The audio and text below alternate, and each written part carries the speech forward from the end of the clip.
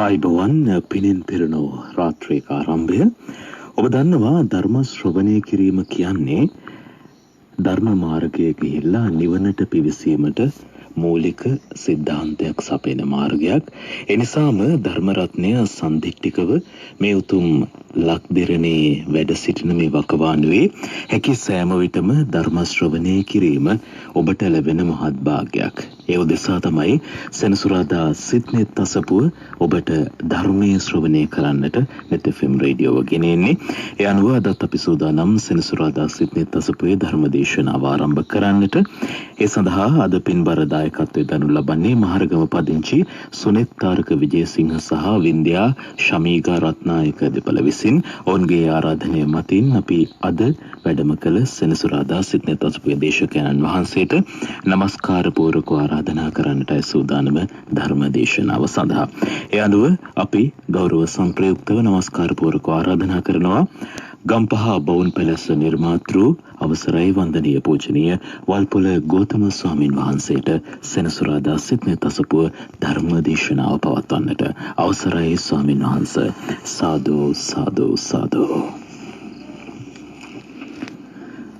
සමන්ත චක්කවාලේසු අත්‍රා ගච්ඡන්තු දේවතා සද්ධම්මං මුනි රාජස්ස සුනන්තු සග්ග මොක්ඛදං ධම්මස්සවන කාලෝ අයං භදන්තා ධම්මස්සවන කාලෝ අයං භදන්තා ධම්මස්සවන කාලෝ අයං භදන්තා. නමෝ තස්ස භගවතෝ අරහතෝ සම්මා සම්බුද්දස්ස නමෝ තස්ස භගවතෝ අරහතෝ සම්මා සම්බුද්දස්ස නමෝ තස්ස භගවතෝ අරහතෝ සම්මා සම්බුද්දස්ස. සාදු සාදු සාදු.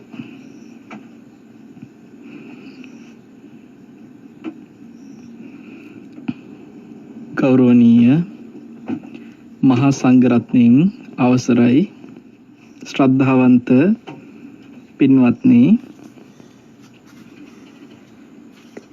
අද දවසේදී ධර්ම දේශනාවට ඉතාමත්ම ගෞරවයෙන් දායකත්වයෙන් එකතු වෙනවා මහරගම පදිංචි පින්වත් සුනිත් තාරක විජේසිංහ මහත්මයා සහ වින්ද්‍යා ශමීගා රත්නායක මහත්මිය විසින්.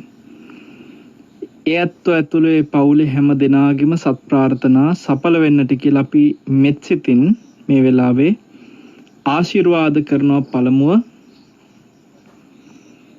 අපි පින්වත්නි මේ ගත කරන ඊටාම අවිනිශ්චිත කාලය ඔබ හැම දෙනාටම නිරෝගී සුවය දීර්ඝායුෂ ප්‍රාර්ථනා කරමින් හැම දෙනාටම යහපත ප්‍රාර්ථනා කරමින් සියලුම දෙනාට සෙතක් ශාන්තියක් සැනසෙල්ලක්ම වෙත්වා කියලා මෙත් සිතින් ආශිර්වාද කරනවා. අද අපිට මේ වෙසක් සමයේ ගෙවෙන වෙසක් සතිය තුල අපි පින්වත්නි බුදුරජාණන් වහන්සේ අපිට අප්‍රමාදී වෙන්න කියලා වදාළ ඒ අවවාදයේම සිහිපත් කරගෙන අප්‍රමාදී භාවයෙන් අපි අවබෝධ කළ යුතු ධර්මය ගැනයි මේ වෙලාවේ ශ්‍රවණය කරන්න සූදානම් වෙන්නේ. වටිනා ගාථාවක් අද දවසේ ඔයත්තන්ට තේරුම් කරලා දෙනවා කියලා හිතුවා. මම දැක්ක මේ පාප් වහන්සේ පවා වෙසක් පොහොයට එතුමාගේ පණිවිඩයක් නිකුත් කරනවා. වෙසක් පොහොය නිමිත්තෙන් බුදුරජාණන් වහන්සේගේ අවවාදයේ වෙච්ච ප්‍රමාද වෙන්න එපා කියන අප්‍රමාදී භාවය තුලම බෞද්ධයන්ට කටයුතු කරන්න කියලා එතුමාගේ පණිවිඩය තුලත් කතා කරලා තිබුණා. බුදුරජාණන් වහන්සේ එදා මේ වැනි වෙසක් පුන් පොහොය දවසක පින්වත්නි පිරිනිවන් පා වදාළ මොහොතේ වදාළෙත් අපිට ඒ අවවාදයමයි. සෙනසුරාදා සිත්නෙත් අසපුවේ අපි ඔබට හිත වඩන, සතිය පුහුණු කරන, ඒ වගේම චතුරාර්ය සත්‍ය කෙරෙහි අවබෝධය ඇති කරගන්න ප්‍රඥාවට උපකාරී කරන අනුශාසනා සිද්ධ කරන්න කියන එක කවුරුත් දන්නවා. ඉතින් අපේ සුනිත්තාරක පුතා අද දායකත්වයේ දරන්නේ අද විතරන්නේ මේ පුතා බොහෝ අවස්ථාවල සිත්නේ තසපුවේ දායකත්වයන් දරන පුරුදු අපිත් එක්ක කතා බහ කරන පින්වන්ත පුතෙක්. ඉතින් මේ වෙලාවේ තමන්ගේ ආදරණීය දරුවන් ධර්මයේ තුල හික්මවමින් ගොඩනගන්න අවශ්‍ය ආකාරය පිළිබඳ අවවාදාත්මක දේශනයක් සිද්ධ කරන්න කියලා මේ පුතා අපෙන් ඉල්ලීමක් කරා. නමුත් මම මතක් කළේ අපි නිවනටම උපකාරී කරන දේශනවලටම සිත්නේ තසපුවේ මේ පළමු පැය වෙන් කරලා තියෙනවා. හැමදාමත් අපි ඒ වෙනුවෙන් ධර්මයේ අනුශාසනාව කරන්නේ ධර්මයේ තුල. ඉතින් ඒකින්ද අපි අද ආර්ය සත්‍ය අවබෝධයට උපකාරී කරන දේශනාවක් තමයි කියලා දෙන්නේ කියලා මම මේ පුතාට දැනුවත් කරේ. අපි පින්වත්නි මේ සසරේ මොනවද කරලා නැත්තේ? අනන්ත අප්‍රමාණ ආත්ම ගෙවපු අනන්ත අප්‍රමාණ ජීවිතවල ඉපදිච්ච අපි සියලුම දෙනා මේ ලෝකෙ පින්වත්නි කරපු නැති දෙයක් නැහැ ආර්ය සත්‍ය අවබෝධ කිරීම හැර. ඕනතරම් පාසල් යන්නේ නැති, ඕනතරම් විභාග ලියන්නේ නැති, ඕනතරම් රස්සාවල් කරන්නේ නැති, ඕනතරම් බිස්නස් කරන්නේ නැති, අපි මේ සසරේ ඕනතරම් විවාහ වෙන්නේ නැති, දරුවෝ හදන්නේ නැති. ඇත්තටම බැලුවොත් චතුරාර්ය සත්‍ය අවබෝධ කිරීම හැර අනිත් හැමදේම ඇති පදමට මේ සසරේ අපි කරලා තියෙනවා. ඒත් අපිට මදි වගේ. අපි ඒ නිසා තාමත් ජීවිතේ මුල් තැන ඒ දෙයටම දෙන්න බලනවා.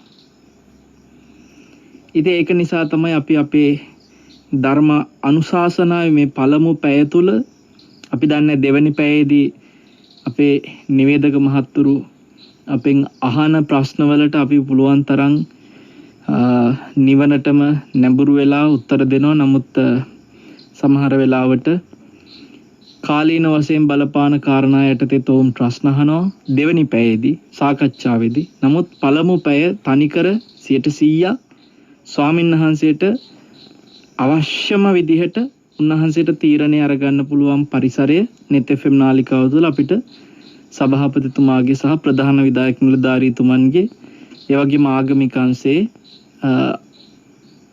අපිට සම්පූර්ණ ඒ වෙනුවෙන් පරිසරය හදලා දීලා තියෙනවා. ඉතින් ඒකින්ද ධර්ම දේශනාව තුළදී මම කිසිසේත්ම ඔබට පින්වත්නි ව්‍යාපාර දියුණු කරගන්න, ජොබ් එක රැක ගන්න, නඩු හබ වලින් විභාග වලින් දිරන්න, දරුවෝ හදන්න, ඒ වගේ දෙයට අපි අනුශාසනා කරන්න වැඩිය නෙමෙයි, තමනේ ඒ වෙනුවෙන් උත්සාහයක් දරන්නෙම නැති තරම්. මොකද බුදු කෙනෙක් කල්ප ගානක් ඔබ දන්නවා මේ සසරේ මේ ධර්මය අවබෝධ කරගන්න කරපු කැපකිරීම. ආත්ම කීයක්ද? ආත්ම වශයෙන්ම කල්ප ගණනින් කරපු කැපකිරීමක් උන්වහන්සේ මේ සසරේ සිද්ධ කළා. එතකොට පින්වත්නි එච්චර කල්ප ගානක් උන්වහන්සේ පාරමිතා පුරලා කැපකිරීම කරලා ඒ වෙනුවෙන් අප්‍රමාණ වෙහෙසටපත් වෙලා මෙපමණමයි කියලා කියන්න බැරි තරම් කැපවීම ප්‍රමාණයක් කරලා අවබෝධ කරපු ධර්මය අපිට මේ ලෞකික ජීවිතය තුළ යහමඟ පෙන්වන්න කියන එකට අපි ගොනු වෙනවා නම් ඔබ හිතන්න මේ ලෝකේ කන බොන හැටි කියන්න බුදුවරු අවශ්‍ය නැහැ. අපිට මේ ලෝකේ ගෙවල් හදන හැටි, රස්සාවල් කරන හැටි, ව්‍යාපාර කරන හැටි, දරුවෝ හදන හැටි, ජීවිතේ නොඑක් මේ ගිහි ගෙදර ගත කරද්දී ඔබට තියෙන ඕනෑපාකම් කරගන්න හැටි කියා දෙන්න බුදවරු කල්ප ගණන් පිරුම් පුරන්න අවශ්‍ය නැහැ. හරි අපූර්ව තැනක් තියෙන. දැන් බුදුරජාණන් වහන්සේ ශික්ෂාපද පනවනකොට සංඝයාට සමහර ශික්ෂාපද පනවනවා පින්වත්නි හරි පුංචි දේවල් බැලුවට පස්සේ කොටින්ම තනකොළ වලට කෙල ගහන්න එපා කියලා පවා උන්වහන්සේගේ ශික්ෂාපදයක් තියෙනවා. එතකොට දැන් අපි වර්තමානයේ සමහර වෙලාවට ශික්ෂාපද දිහා ලොකු ඕනකමකින් උනන්දුවකින් බලන්න නැතුව හීනව බැලුවොත්, ගණන් ගන්න නැතුව බැලුවොත් කෙනෙකුට මෙහෙමත් හිතෙන්න පුළුවන් නේ. තනකොළ වලට කෙල ගහන්න එපා කියන ශික්ෂාපදේ බිඳුනා කියලා මොකෝ අපාය යනවා තනකොළ වලට කෙල ටිකක් ගහුවා කියලා. ඔයා චූටි ශික්ෂාපද ඔයගේ පොඩි ඒවා රකින්න ඕනේ. ඔයගේ පොඩි ශික්ෂාපද එච්චර ගණන් ගන්න ඕනේ. කෙනෙකුට එහෙම හිතෙන්න පුළුවන්. බුදුරජාණන් වහන්සේ මජ්ක්‍ධිම නිකායේ එක්තරා සූත්‍රයකදී පෙන්වනවා පින්වත්නි ශ්‍රද්ධාව තියෙන ශ්‍රාවකයා ඒ පුංචි ශික්ෂාපද ගැන මෙහෙම හිතනවායි කිව්වා. බුදු කෙනෙක් මේ ලෝකෙට චතුරාර්ය සත්‍ය කියා දෙන්නයි පහළ වෙන්නේ කල්ප ගානක් කැපකිරීම කරලා පෙරම් පුරලා. ඉච්ඡර ධර්මයක් මේ ලෝකෙට දේශනා කරන්න තියෙන ඒ බුදු මොවින් අපිට මේ වගේ පුංචි දේ කරන්න මේ දේ එපා කියලා ශික්ෂාපද පනවලා තියෙනවා නම් අච්චර වටිනා දෙයක් දේශනා කරන්න තියෙන වෙලාව අරගෙන අච්චර වටිනා දෙයක් දේශනා කරන්න තියෙන ඒ මේ බුදුරජාණන් වහන්සේගේ බුදු මුවින් මේ වගේ පුංචි දෙයක්ත් අපිට කියලා දුන්නා නම් උන්වහන්සේ කොච්චර කරුණාවක් ඇද්ද? අනේ උන්වහන්සේ මේ වගේ පුංචි දෙයක් පවා සැලකිලිමත් වෙන්න කියලා ශ්‍රාවකයන්ට කියලා දුන්නා නම් මම ඒව කොච්චර ගෞරවයෙන් රකින්න ඕනේද කියලා ශ්‍රද්ධාවක් තියෙන ශ්‍රාවකයා හිතනවායි කිව්වා. ඉතින් ඒකින්ද පින්වත්නි අපි ඇත්තටම මේ ලෝකේ බුදු කෙනෙකුගේ ධර්මය තුල ඇයි උන්වහන්සේ මේ ලෝකෙට කල්ප ගානක් පෙරම් පුරලා කැපකිරීම කරලා පහළ වෙන්න ඇත්තේ? ඉච්ඡර කැපකිරීමකින් උන්වහන්සේ මේ ලෝකෙට සොයාගෙන අපිට දායාද කරපු ඒ ධර්මයේ මොනතරම් ගම්බීරයක්ද? ඒ ධර්මයේ මොනතරම් අර්ථ සම්පන්නයක්ද කියන තැන ඔබ හැමදාම ඔළුවේ තියාගෙන ධර්මය අහන්න. අපි මේ ධර්ම දේශනාවට පෙර මේ වචන ටික කියන්නේ දැන් සමහරලාට අපි හිතමු ඔය මොකක් හරි ජාතක කතාවක් අහලා ඉවසන හැටි ඉගෙන ගන්නවා. කෙලෙහි ගුණ දක්වන හැටි ඉගෙන ගන්නවා. ඔයගේ මොනවා හරි පුංචි කාරණා සමහරලාට ඇත්තෝ ධර්මයේ ඔස්සේ ඉගෙන ගන්නවා. ඔය ජාතක කතා තුළ තොරණක ඕන තැනක ඒ වගේ පොඩි කතා ඔස්සේ ඉගෙන ගන්නවා. හැබැයි ඔබ මතක තියාගන්න ඕන දෙයක් බුදු කෙනෙක් මේ ලෝකෙ පින්වත්නි උන්වහන්සේගේ දේශනා තුළ තියෙන පරම සත්‍ය උන්වහන්සේ වදාළ මේ ලෝකේ පරම සත්‍ය උන්වහන්සේගේ දේශනාවේ කොටින්ම කියනවා නම් හරය ඔය ඉවසීම ගැන කියලා දෙන්නවත් කෙලෙහි ගුණ දක්වන හැටි කියලා දෙන්නවත් හොඳ මිනිහෙක් වයන් කියන්නවත් උපදෙස් දෙන එක නෙමෙයි කියලා ඔය ඇත්ත හිතන්න ඕනේ. හාමුදුරු කෙනෙකුට ධර්ම දේශනා කරනකොට ගලපලා නොඑක් කතා දේශනා කරලා ඉවසන්න කෙලෙහි ගුණ දක්වන්න අර එහෙම ඉන්න මෙහෙම ඉන්න ඔබ මෙහෙම හැදෙන්න ඔබේ ළමයි මෙහෙම හදන්න ඔය ඇත්තෝ මේ සමාජ ජීවත් වෙන්න මෙහෙම කියලා උපදෙස් දෙයි. හැබැයි මතක තියාගන්න ඕවාගේ උපදෙස් දෙන්න කල්ප ගණන් පෙරම් පුරන්න ඕනේද? දැන් බුදුදහමක් දන්නේ නැති ඕන තරම් අය ඉන්නේ ඔහොම උපදෙස් දෙන්න. දැන් අපි හිතමු මහත්මා ගාන්ධිතුමත් නොඑක් උපදෙස් දුන්න අවස්ථා තියෙනවා. මේ ලෝකයේ වගේ උපදෙස් දෙන අය ඕන තරම් ඉන්නවා. ඉතින් ඒ කල්ප ගණන් පෙරම් පුරන්න ඕනේ දෝකට. බුදු කෙනෙක් කල්ප ගානක් පෙරම් පුරලා අවබෝධ කරපු ධර්මයේ තියෙන සැබෑ හරය මේ වගේ මේ කාරණාවකට ලඟු වෙන්නේ නැහැ කියන එක විශ්වාසය තියාගත්ත කෙනා ඇත්තටම එහෙනම් උන්වහන්සේගේ දේශනාවේ නියම හරය ඇත්තම හරය මොකද්ද මේ ගැඹුර මොකද්ද ඒක හොයන්න ඕනේ ඒ ගැන ඉගෙන ගන්න ඕනේ කියලා පින්වත්නි හරියට අර ගහක් හම්බෙච්ච තැන ඒ ගහේ වටිනාම කොටස විදියට අරටුවම අරගෙන අරටුවෙන් ප්‍රයෝජනයක් ගන්න මිනිසෙක් වගේ වෙනවා ඔබ. නැත්තම් ගහක් හම්බෙච්චලාවේ අරටුව පැත්තක දාලා කොලාතු ටිකක් හරි පොතු ටිකක් හරි මොන හරි අරගෙන ඊට පස්සේ ඒවෙන් සෑහීමටපත් වෙන මිනිසෙක් වෙන්න යන්න එපා. ධර්මය කියලා ධර්මයේ නාමයෙන් ඔබ පින්වත්නි බුදු කෙනෙක් කල්ප ගානක් පෙරම් පුරලා ඉච්චර කැපකිරීමක් කරලා අවබෝධ කරපු ධර්මයේ සොයලා ඒ ධර්මයේම පුළුවන් තරම් ඔබේ අවබෝධයට එකතු කරගන්න. නැත්තම් ඔබ ඒ ධර්මය කියලා ඔබේ ගිහි ගෙදරට අවශ්‍ය දෙයක් බලාපොරොත්තු වුණොත් වෙන්නේ පින්වත්නි එතෙන්දී හරියට අර අරටුවක් දෙන්න තියෙන තැන කොලාතු පොතු සිවියක් ඕවගේ මොන හරි පොඩි දේවල් ටිකක් අරගත්ත වෙනවා අරටුව ගන්න අවස්ථාව නැති කරගෙන. හොඳයි මම මේක ඔබට මේ මිනිස්සු ඔය කාලීන බණ හොයනවා සමහර වෙලාවට අපිටත් යෝජනා කරන අවස්ථා තියෙනවා හාමුදුරනේ මේ සමගියෙන් ඉන්න හැටි කියලා දෙන්න. අපි කියලා දෙනවා ධර්මයේ තුලත් ඒ වෙනුවෙන් තියෙන උපදේශ. හැබැයි අපරාධේ වෙලාව ඒ කියන්නේ මේ ලෝකෙ මිනිස්සුන්ට සමගියෙන් ඉන්න මෛත්‍රියෙන් ඉන්න අපි ඒවා කියලා දෙන්න ඕනේ. හැබැයි මේ ධර්මයේ තුල තියෙන පරම හරය ඊට වඩා දෙයක්. අන්නේ දේ ගැනයි අපි සිත්නේ තසපේදී පුළුවන් තරම් අවධානය යොමු කරන්නේ.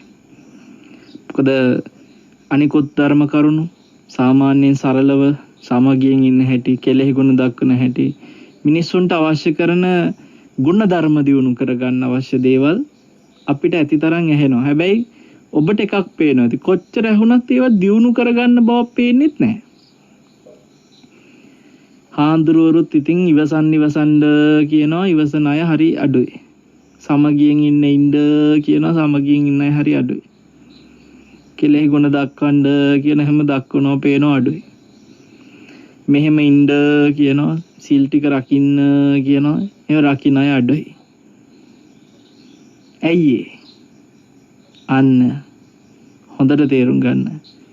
බුදුරජාණන් වහන්සේ වදාළ පරම හරය ඔළුවට ගත්තේ නැති එකයි ඒකට හේතුව. ඇයි එහෙම කියන්නේ? පින්වත්නි, භාග්‍යතුන් වහන්සේ වදාළ උන්වහන්සේගේ දේශනා තුළ පරම හරය චතුරාර්ය සත්‍ය ගැන ඇති කරන අවබෝධයයි. ඒ අවබෝධය ඇති වෙන්න ඔබ හරියට කිරිසප්පේක් ටික මෝරලා ආහාරත් එක්ක නොඑක් විදිහට මේ පුංචි ළමෙක් ටිකින් ටික වර්ධනය වෙලා මෝරලා වැඩෙනවා වගේ. ඒ ළමයා පුංචි කාලේ අල්ලන්න ඕන නැති දේවල් අල්ලද්දි, හපන්න ඕන නැති දේවල් හපද්දි, අදින්න ඕන නැති දේවල් අදිද්දි ඒ ළමයාව ආරක්ෂා කරගන්න ඔබට ඇඟිල්ලෙන් එන කියන්න වෙනවා. ආහා ඒක අල්ලන්න එපා. ඔය මෙහාට වෙන්න. ඕක කරන්න එපා. කෝ මේක ගන්න. කෝ මේ ටික කන්න.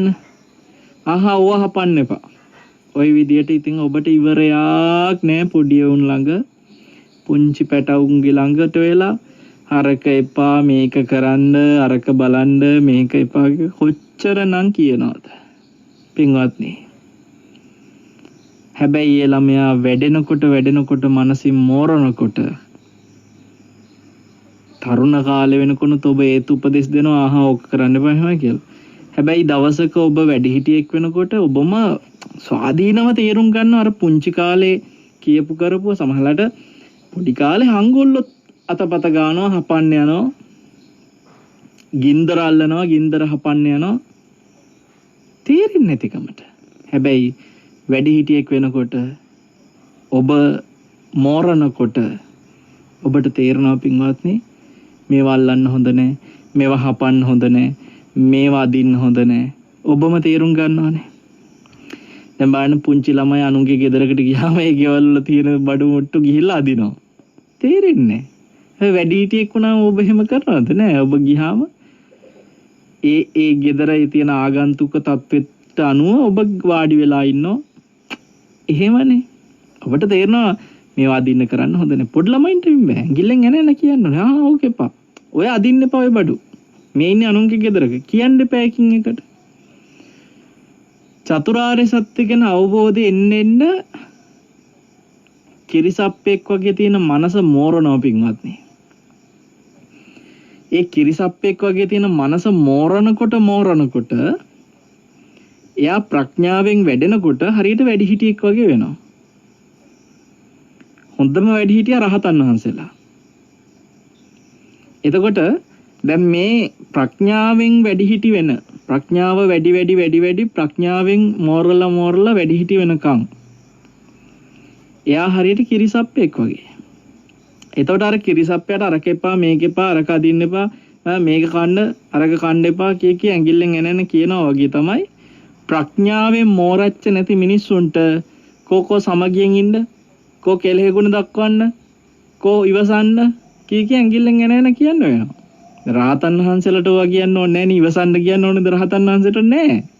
අන්න බලන ප්‍රඥාවෙන් මෝරන්න පින්වත්නි වැඩි හිටියෙක් විදියට තේරුම් ගන්නවා. අවබෝධයෙන්ම තේරුම් ගන්නවා. දැන් මේ වෙලා තියෙන්නේ මේකයි. චතුරාර්ය සත්‍ය ගැන දේශන තුල කියා දෙන එක අඩු කරලා අර පුංචි ළමයිනේ දැන්. එතකොට ප්‍රඥාවෙන් වැඩිච්ච නැති මිනිස්සයා පොඩි එකා වගේ කිරිසප්පේ වගේ. ඉතින් අර ඇඟිල්ලෙන් එනන කියාදී තියෙනවා. බුදු කෙනෙක් පහළ වුණේ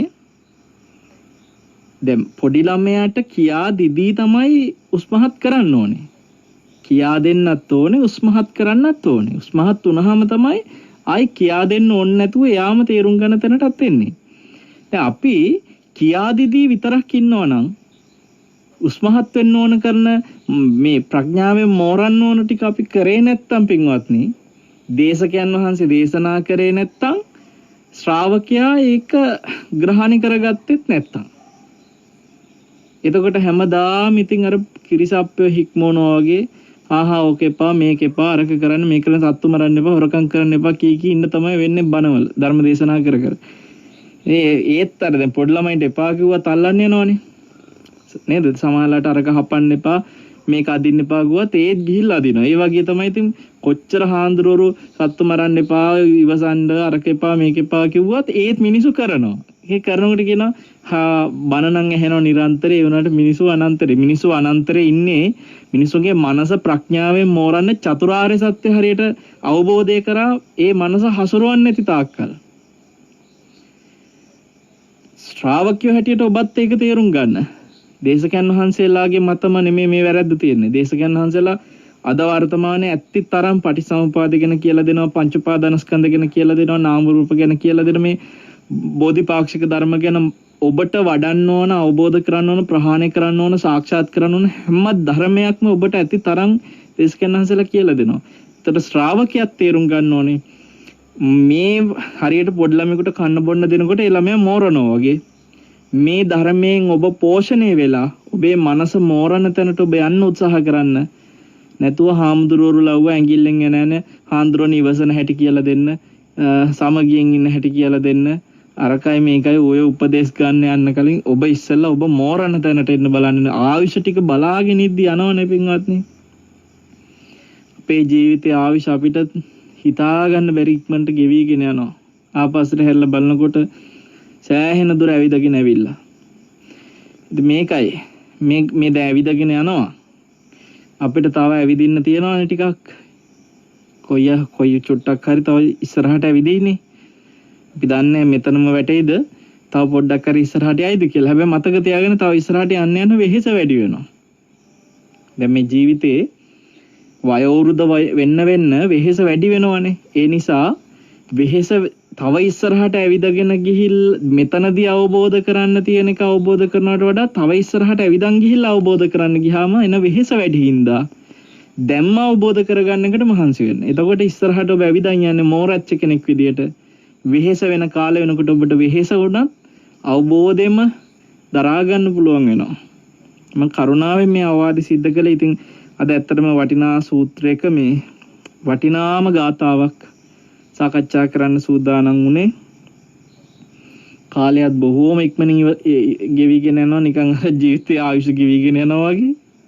පින්වත්නි, බුදුරජාණන් වහන්සේ සුවිශේෂ වදාළ ගාතාවක් චසු ලෝකෝ සමුප්පන්නෝ චසු කොබ්බති සන්තවං චන්න මේව උපාදාය චසු ලෝකෝ විහඤ්ඤති. හරිම වටින ගාතාවක්. මේ ගාතාවේදී බුදුරජාණන් වහන්සේ වදාළේ චසු ලෝකෝ සමුප්පන්නෝ. මේ ලෝකේ හටගත්තේ හයක් ඇතුලේ, හයක් තුල. ලෝකේ හටගත්තේ හයක් ඇතුලේ. චසු කුබ්බති සන්තවං. මේ ලෝකේ සම්පූර්ණ සම්බන්ධතාවය තියෙන, සම්බන්ධීකරණය කරගන්නේ හයක් එක්ක. චන්න මේව උපාදාය චසු ලෝකෝ විහඤ්ඤති. මේ හය එක්ක බැඳිච්ච නිසා ඒ හය තුලම වෙහෙසටපත් වෙනවා. ඒ කියන්නේ ලෝකෙ තුල වෙහෙසටපත් වෙනවා. මොකද්ද මේ ගාථාවේ කියන්නේ? මොනවද මේ හය? මොකද්ද මේ ලෝකය? පින්වත්නි, බුදුරජාණන් වහන්සේගේ පරම ගම්බීර ධර්මය කැටි කරගත්ත සුවිශේෂ ගාථාවක් මේ ගාථාව. අපි මෙතනදී සාකච්ඡා කරමු මේ චසු ලෝකෝ සමුප්පන්නෝ කියලා කිව්වේ ලෝකය හටගත්තේ හයක් තුලයි. මේ හය කියන්නේ පින්වත්නි සලායතන. ඇහැ නම් වූ ආයතනය තුලයි ලෝකය හටගත්තේ. කන නම් වූ ආයතනය තුලයි ලෝකය හටගත්තේ. නහය නම් වූ ආයතන තුලයි ලෝකය හටගත්තේ. දිව නම් වූ ආයතන තුලයි ලෝකය හටගත්තේ. කය නම් වූ ආයතන තුලයි ලෝකය හටගත්තේ. මනස නම් වූ ආයතන තුලයි ලෝකය හටගත්තේ. මෙන්න මේ හය ඇතුලේ තමයි ලෝකය හටගත්තේ. අපි ලෝකයේ කතා කරනවා මහා පුළුල් විදියට. ලෝකය කියන මාතෘකාව බැලුවොත් එහෙම මිනිසුන්ට කීයක් දේ ඉවරයක් නැතුව කතා කරන්න තරම් සංකීර්ණයිද? හැබැයි බුදුරජාණන් වහන්සේ වදාළ මේ ලෝකේ හටගත් මේ හයක් ඇතුලේ ඕක නිකන් ආවට ගියාට කියපු කතාවක් නෙමෙයි. අපි කොහොමද එහෙම වෙන්නේ කියලා නිකන් සරලව ඔබේ මනසට තේරෙන මට්ටමින් කතා කරමු. චසු කුබ්බති සන්තවං. මේ ලෝකේ සම්පූර්ණ සම්බන්ධීකරණ කටයුතු සිද්ධ වෙන්නේ මේ හයත් එක්කයි. හැම දෙයක්ම සම්බන්ධතාවයේ සිද්ධ වෙන්නේ මේ හයෙන්. අපි ඔන්න ඔය වාක්‍ය දෙක ඉස්සෙල්ලා චුට්ටක් තේරුම් ගමු පිටුමත්නි. ඇහත් එක්ක සම්බන්ධතාවය වෙනවා. කන, නාසය, දිවකය, මනසත් එක්ක තමයි මේ ලෝකේ හැම සම්බන්ධතාවයම වෙන්නේ. මේ ලෝකෙම හටගත්තේ එතනයි. ඔබ මේ ලෝකෙ පිළිබඳව නොඑක ආකාරයට දන්නා දැනුමක් ඔබට තියෙන්න පුළුවන්. හැබැයි ඔබ මේ ලෝකයේ තියෙන හැම රටක් ගැනම දන්නවද? දැන් අපි දන්න ලෝකයේ විවිධ රටවල්. ඇමරිකාව කිව්වොත් ගොඩක් අය දන්නවා. චීන කිව්වම දන්නවා. ඉන්දියාව කිව්වම දන්නවා. ජපාන කිව්වම දන්නවා. කොරියාව කිව්වම දන්නවා. රටවල් ඔබ දන්න රටවල් තියෙනවා. හැබැයි පින්වත්නි මේ සමහර රටවල් තියෙනවා මිනිස්සු දන්නේ නැහැ එහෙම රටක් තියෙනවා කියලා. ඒ වගේ රටවල් මේ ලෝකේ තියෙනවා. අපි දන්නේ නැති රටවලුත් වගේම අපේ රට දන්නේ නැති ලෝකයේ උන්තරම් මිනිස්සුත් ඉන්නවා. කෝටි 700 ගාණක් මිනිස්සු අතරේ ශ්‍රී ලංකාව කියලා රටක් තියෙනවා කියලා දන්නේ නැති මිනිස්සු සෑහෙන ඉන්නවා. ඔය ඇතම් විදේශ රටවල් වලදී අපිව දැක්කට පස්සේ සමහර මිනිස්සු හිතනවා අපේ අර සිවුරත් එක්ක මේ යම්කිසි රටක අනන්‍ය ඇඳුමක් වෙන්නේ නැති කියලා. මොකද සමහර රටවල මිනිස්සු එක එක විදිහ ඇඳුම් අඳිනවනේ. ඉතින් සමහරලාට අපෙන් අහනවා මේ ඒ රටවල් වල විදේශිකයෝ සමහරලාට කොහෙදී හරි මගකදී හම්බුනහම ඒ කියන්නේ මෙහෙට ආපු විදේශිකයෝ නෙමෙයි ඈ ලංකාවට ආපු විදේශිකයා ලංකාව ගැන දන්නවනේ. මං කියන්නේ ඔවුන්ගේ රටේදී සමහරලාට අපෙන් ඇහුවම මේ කොහේ රටේද කියලා ශ්‍රී ලංකාවේ කිව්වම සමහරලාට උන් අහනවා ඒ මොකද්ද කියලා වගේ. ශ්‍රී ලංකාව කියන එක දන්නේ නැති මිනිස්සු මේ ලෝකේ ඉන්නවන තරම්. එතකොට සමහර අය අපිව දැක්කම අපේ හැමේ පාටත් එක්ක උන් හිතන්නේ අපි ඉන්දියාවේ කියලා. එතකොට ඉන්දියාවේ කොටසක් විදිහට සමහරව හිතනවා ශ්‍රී ලංකාව. ශ්‍රී ලංකාව කියලා නමවත් අහලා නැති ශ්‍රී ලංකාව කියලා රටක් ගැන දන්නේවත් නැති මිනිස්සෙක් පින්වත්නි මම ඔබෙන් පොඩි ප්‍රශ්නයක් මේ අහන්නේ. ශ්‍රී ලංකාවවත් දන්නේ ශ්‍රී ලංකාව ගැන අහලවත් නැහැ එහෙම රටක් ගැන. ඒ මිනිස්සයා කැලණි ගඟ ගැන කොහෙද දැනගන්නද? ලංකාව ගැන දන්නෙත් නැත්නම් කැලණි ගඟ ගැන කොහෙද දැනගන්නද? අන් ඒ වගේ මේමයි සමහර දේවල් තියෙනවා රට ගැන දන්නේ නැතුනට රටේ තියෙන යම් කිසි දෙයක් දැනගන්න පුළුවන්. සමහර ලාවට පින්වත්නි සීගිරියේ ඡායාරූපයක් දැකලා තියෙනවා වෙන්න පුළුවන් යම් කිසි මිනිසෙක්. එයා මේ සීගිරිය දැකලා තිබ්බට ලංකාව ඇතුලේ තමයි මේ සීගිරිය තියෙන්නේ කියලා එහෙම දන්නේ නැති එහෙමත් ඉන්නවා. සමහරට මේ රටේ ඉන්න ප්‍රසිද්ධ මිනිසෙක් ගැන දන්නවා. හැබැයි මේ මිනිස්සයා ඉන්න රට මේ ශ්‍රී ලංකාව කියලා රටක් කියලා එහෙම දන්නේ නැති වෙන අවස්ථාත් තියෙන්න පුළුවන්. එහෙම තියෙනවා. මම මෙතෙන්දී අදහස් කරේ කැලණි ගඟ කියලා ගඟක් ගැන දන්නෙත් නැහැ. කොටින්ම ශ්‍රී ලංකාවක් ගැන දන්නෙත් නැති මිනිසෙක් ඉන්නවා.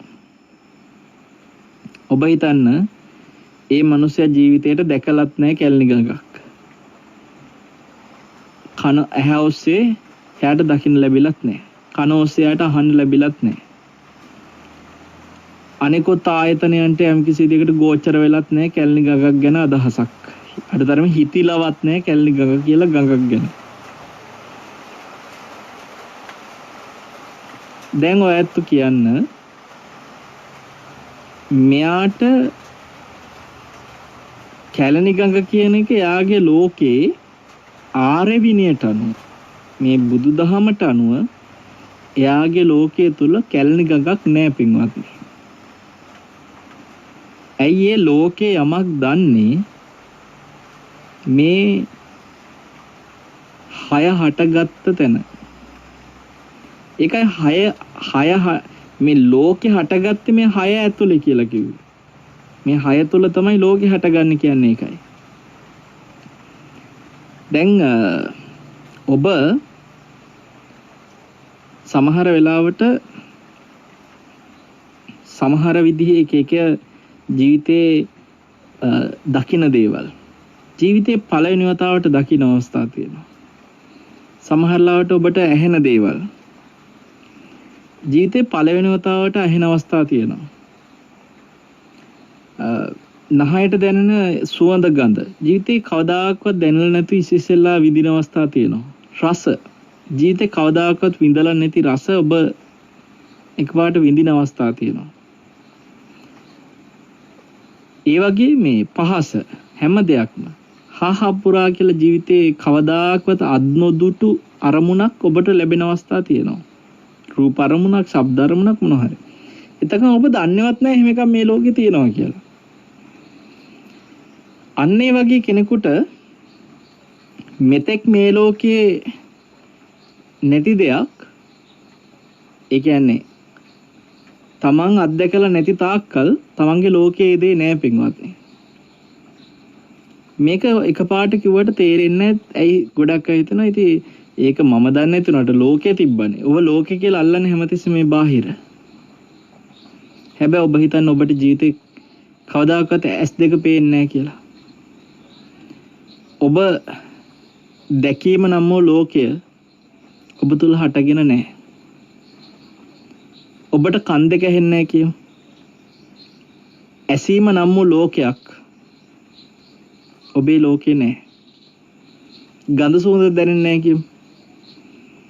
එහෙනම් ගන්ධයන් දැන ගැනීම නම් වූ ලෝකයක් ඔබේ ලෝකේ නැහැ. කිසිම රසයක් දැනෙන්නේ නැහැ කියමු. එහෙනම් රස දැන ගැනීම ලෝකයක් ඔබේ ලෝකේ නැහැ. කිසිම පහසක් දැනෙන්නේ නැහැ කියමු. කිසිම පහසක් ඔබට දැනෙන්නේ නැහැ. කවදාවත් දැනෙලත් නැහැ, දැනෙන්නෙත් නැහැ කියමු. එහෙනම් පහස නම් වූ ලෝකයක් ඔබේ ලෝකේ නැහැ. ඔබට කිසිම අරමුණක් හිතෙන්නේ නැහැ කියමු. එහෙනම් පින්වත්නි කිසිදු සිතුවිලි නම් වූ ලෝකයක් ඔබේ ලෝකේ නැහැ. ඔය කිසිවක් නැත්තම් ඔබ දන්න පෘථුවියක් තියනවද? ඔබ දන්න රුසියාවක් තියනවද? ඔබ දන්න ඇමරිකාවක් තියනවද? ඔබ දන්න බත්පාන් කියලා දෙයක් තියනවද?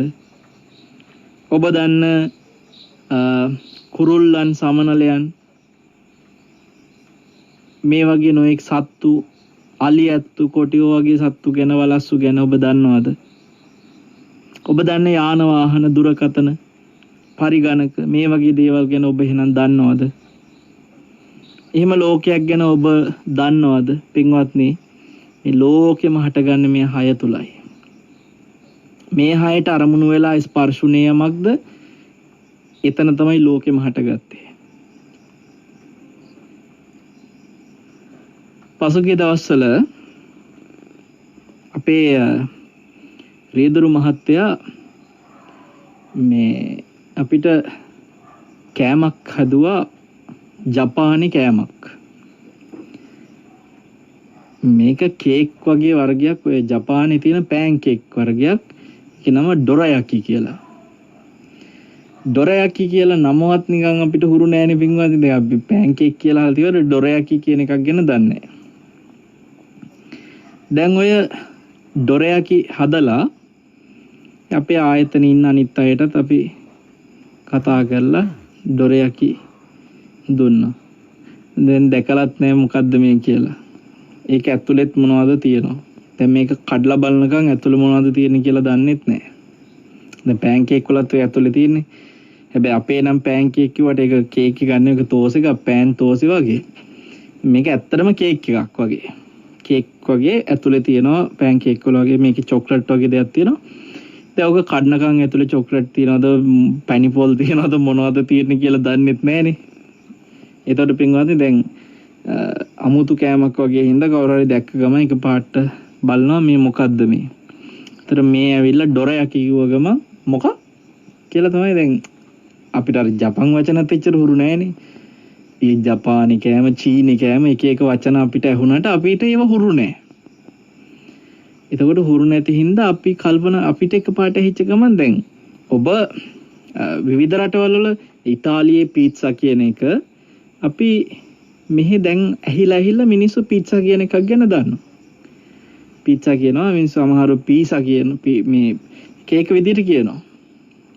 ඒතර මේකේ දැන් ඩොරයාකි කියන එකක් ගැන අහලා නැති කෙනා, දැකලත් නැති කෙනාට එකපාරට ඩොරයාකි කියලා අහුන ගාව මේ මොන යකෙක්ද කියලා ඇහෙන අවස්ථා තියෙනවා. එහෙම ඇහුවා සමහරුත් ඉන්නවා අපේ දන්න කියන අපේ සමීපයේ ඩොරයාකි හැදුවගම මොන යකාද කියලා අහනවා. ඩොරයාකි කියද්දි අන්න ඒ වගේ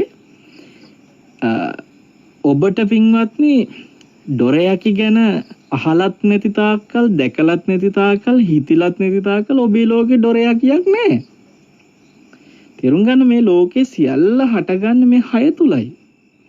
මේ 6ට අරමුණක් ආපු තැන තමයි අපි මේ ලෝකේ ඕන දෙයක් ගැන දන්නේ. ලෝකයක් හටගන්නේ එතන. කොටින්ම ලෝකයේ සමුදේ ස්පර්ශයේ සමුදේමයි. ස්පර්ශයක් හටගත්ත තැන තමයි ලෝකෙම හටගත්තේ. ස්පර්ශ නිරෝධ වෙච්ච තැන ලෝකෙම නිරුද්ධ වෙනවා. එහෙනම් මේ ස්පර්ශයක හට ගැනීම කියන්නේ මොකද්ද? ඇහැයි රූපයයි විඥානයයි කියන තුන යම් තැනක එකතු වුණාද ඔන්න ස්පර්ශයක් හටගත්තා. දැන් අපි හිතමු ඔබට පුංචි කාලේ උගන්වපු ගුරුවරියක් ඉන්නවා. ලදරු පාසලේ ගුරුවරිය ගමු. ලදරු පාසලේ ගුරුවරියෙක් වම කාටත් එහෙම ඉතින් ඉන්නවනේ ටීචර් කෙනෙක්. දැන් මේ වෙලාවේ කියනකම් මතකෙට ආවද ඒ ටීචර් ගැන? නෑ. මතක්ුන්නේ නෑ. දැන් ලදරු පාසලේ ටීචර් කියලා දැන් කිව්වට පස්සේ දැන් මතක් වෙනවා. එතකොට අපි හිතමු ඔබට ওই ටීචර් ගැන මතකෙවත් නැතුව ඔබ ටීචර් ගැන හිතිලවත් නැතුව ඔබ වෙන මොනවා හරි දෙයක් ගැන හිතමින් ගමනක් යනවා. දැන් ඔබේ ඒ වෙලාවේ මනසට සිතුවිල්ලක්වත් ඇවිල්ලා නැහැ ලදරු පාසලේ ටීචර් ගැන. දැන් ඔබ ගමන යන අතරේ ඔබට මගදී මුණ ගැහෙනවා ලදරු පාසලේ ටීචර්ව. හම්බුණ ගමන් ටීචර්ව දකින්නකොටම ඇහැට රූපයක් අරමුණු වුණා. මෙතන චක්කායතනේ හටගත්තා, රූපායතනේ හටගත්තා, ඇහි විඥානේ හටගත්තා. තුනම එකතු වුණා. තින්නම් සංගති පසු මේ තුන එකතු වුණා කියන්නේ ඇහැයි රූපේ විඥානේ කියන මේ ආයතන තුනම එකතු වුණා කියන්නේ පින්වත්නි තින්නම් සංගති පසු ඒ තුනේ එකතුව පස්සෙයි. ඒ තුනේ එකතුව ස්පර්ශය. ඔන්න ඔය ස්පර්ශය හටගත්ත තැනයි කෝ ලෝකෙම හටගත්තේ. දැන් ඔන්න ටීචර් කියන කෙනා මේ ලෝකේ ඔන්න දැන් හටගත්තා. ඒක හට ගැනීමක්. ලෝකේ හට ගැනීම. ටීචර්ව ඒ මොහොත තුල අපිට දකින්න ලැබීම තුලම ඇසෝස්සේ ටීචර් ගැන දැන් ලෝකයක්. දැන් ඔය ලෝකේ කියන වචනේ ඔබ සාමාන්‍යයෙන් සරලව හිතන්න මෙහෙම සමහර වෙලාවට ටීචර් ගැනම කියපු හින්දා ටීචර්ගේ පැත්තෙන්ම කියන්න. ටීචර් පාඩමක් කියලා දෙනකොට ඉස්කෝලේ ටීචර් පාඩමක් කියලා දෙන වෙලාවක ඔබ ටීචර්ගේ පාඩමට අහුම්කම් දෙන්නේ නැතුව ඔබ වෙන මොකක් හරි කල්පනා කර කර ඉන්නවා. එක්ක වෙන දෙයක් අහගෙන ඉන්නවා. ටීචර්ගේ දෙන්නේ මේ අහගෙන ඉන්නේ. එතකොට අහන්නේ කොයි ලෝකෙද ඉන්නේ? අන්න කතාව. කොයි ලෝකෙද? බලන්න එතකොට ඒ කොයි ලෝකෙද කියන වචනේ ඇතුලේ මෙතන කියවිලා තියෙනවා. ලෝකය කනට ඇහෙන ශබ්දෙත් එක්කයි හටගන්නේ කියන එක. ඒකනේ ටීචර්ගේ ශබ්දෙට නැතුව වෙන ශබ්දයකට කන් දීගෙන හිටියට පස්සේ අහනවා කොයි ලෝකෙද ඉන්නේ? එහෙනම් ලෝකය ටීචර්ගේ ලෝකෙ නෙමෙයි. අර අනිත් ලෝකේ. එතකොට ඒ ශබ්ද දැන ගැනීමත් එක්ක රූප දැන ගැනීමත් එක්ක තමයි ලෝකෙම හටගන්නේ. එහෙනම් පින්වත්නි දැන් ඔය ඔහේ කොහේ හරි බලාගෙන ඉනකොටත් කියන්නේ මොන ලෝකේ ඉන්නවද මන් දන්නේ නැහැ කියනවා. එහෙනම් අපි ජීවිතේ නොතේරුණාට යන්තමින් හරි ලෝකයේ හැටියට පාවිච්චි කරලා තියෙනවා පින්වත්නි. මේ ආයතනයන් තුලින් තමයි ලෝකේ ඕන දෙයක් ගැන දැනගන්නේ, ලෝකෙම හටගන්නේ එතනයි කියලා. චසු ලෝකෝ සමුප්පන්නෝ, ලෝකෙම හටගත්තේ මේ හය තුල. මහා ලොකු සංකීර්ණාට ඔබට ওই ලෝකෙ පින්වත්නි මේ හයට මේ මොහොතේ මොකක්ද අරමුණුනේ? ඕක තමයි ලෝකේ. මෙතනදී ලංකාවේ දකින්නවාද යමක්? ඕස්ට්‍රේලියාවට ගියාම ඒ දකින්නෙත් මෙතන දැක්ක විදියටම ඇහැට රූපයක් වශයෙන්ම විතරයි. ජපානයට ගියොත් එහෙම ඒ දකින්නෙත් ඇහැට රූපයක්ම තමයි. මෙතන දැක්කත් ඇහැට රූපයක්, ජපානයට ගියත් ඇහැට රූපයක්. දිව්‍ය ලෝකෙට ගියත් ඔච්චරයි. ඇහැට රූපයක්. ඒ ලෝකයේ හට ගැනීම කොතනට ගියත් මේ හය තුලමයි. එතකොට පින්වත්නි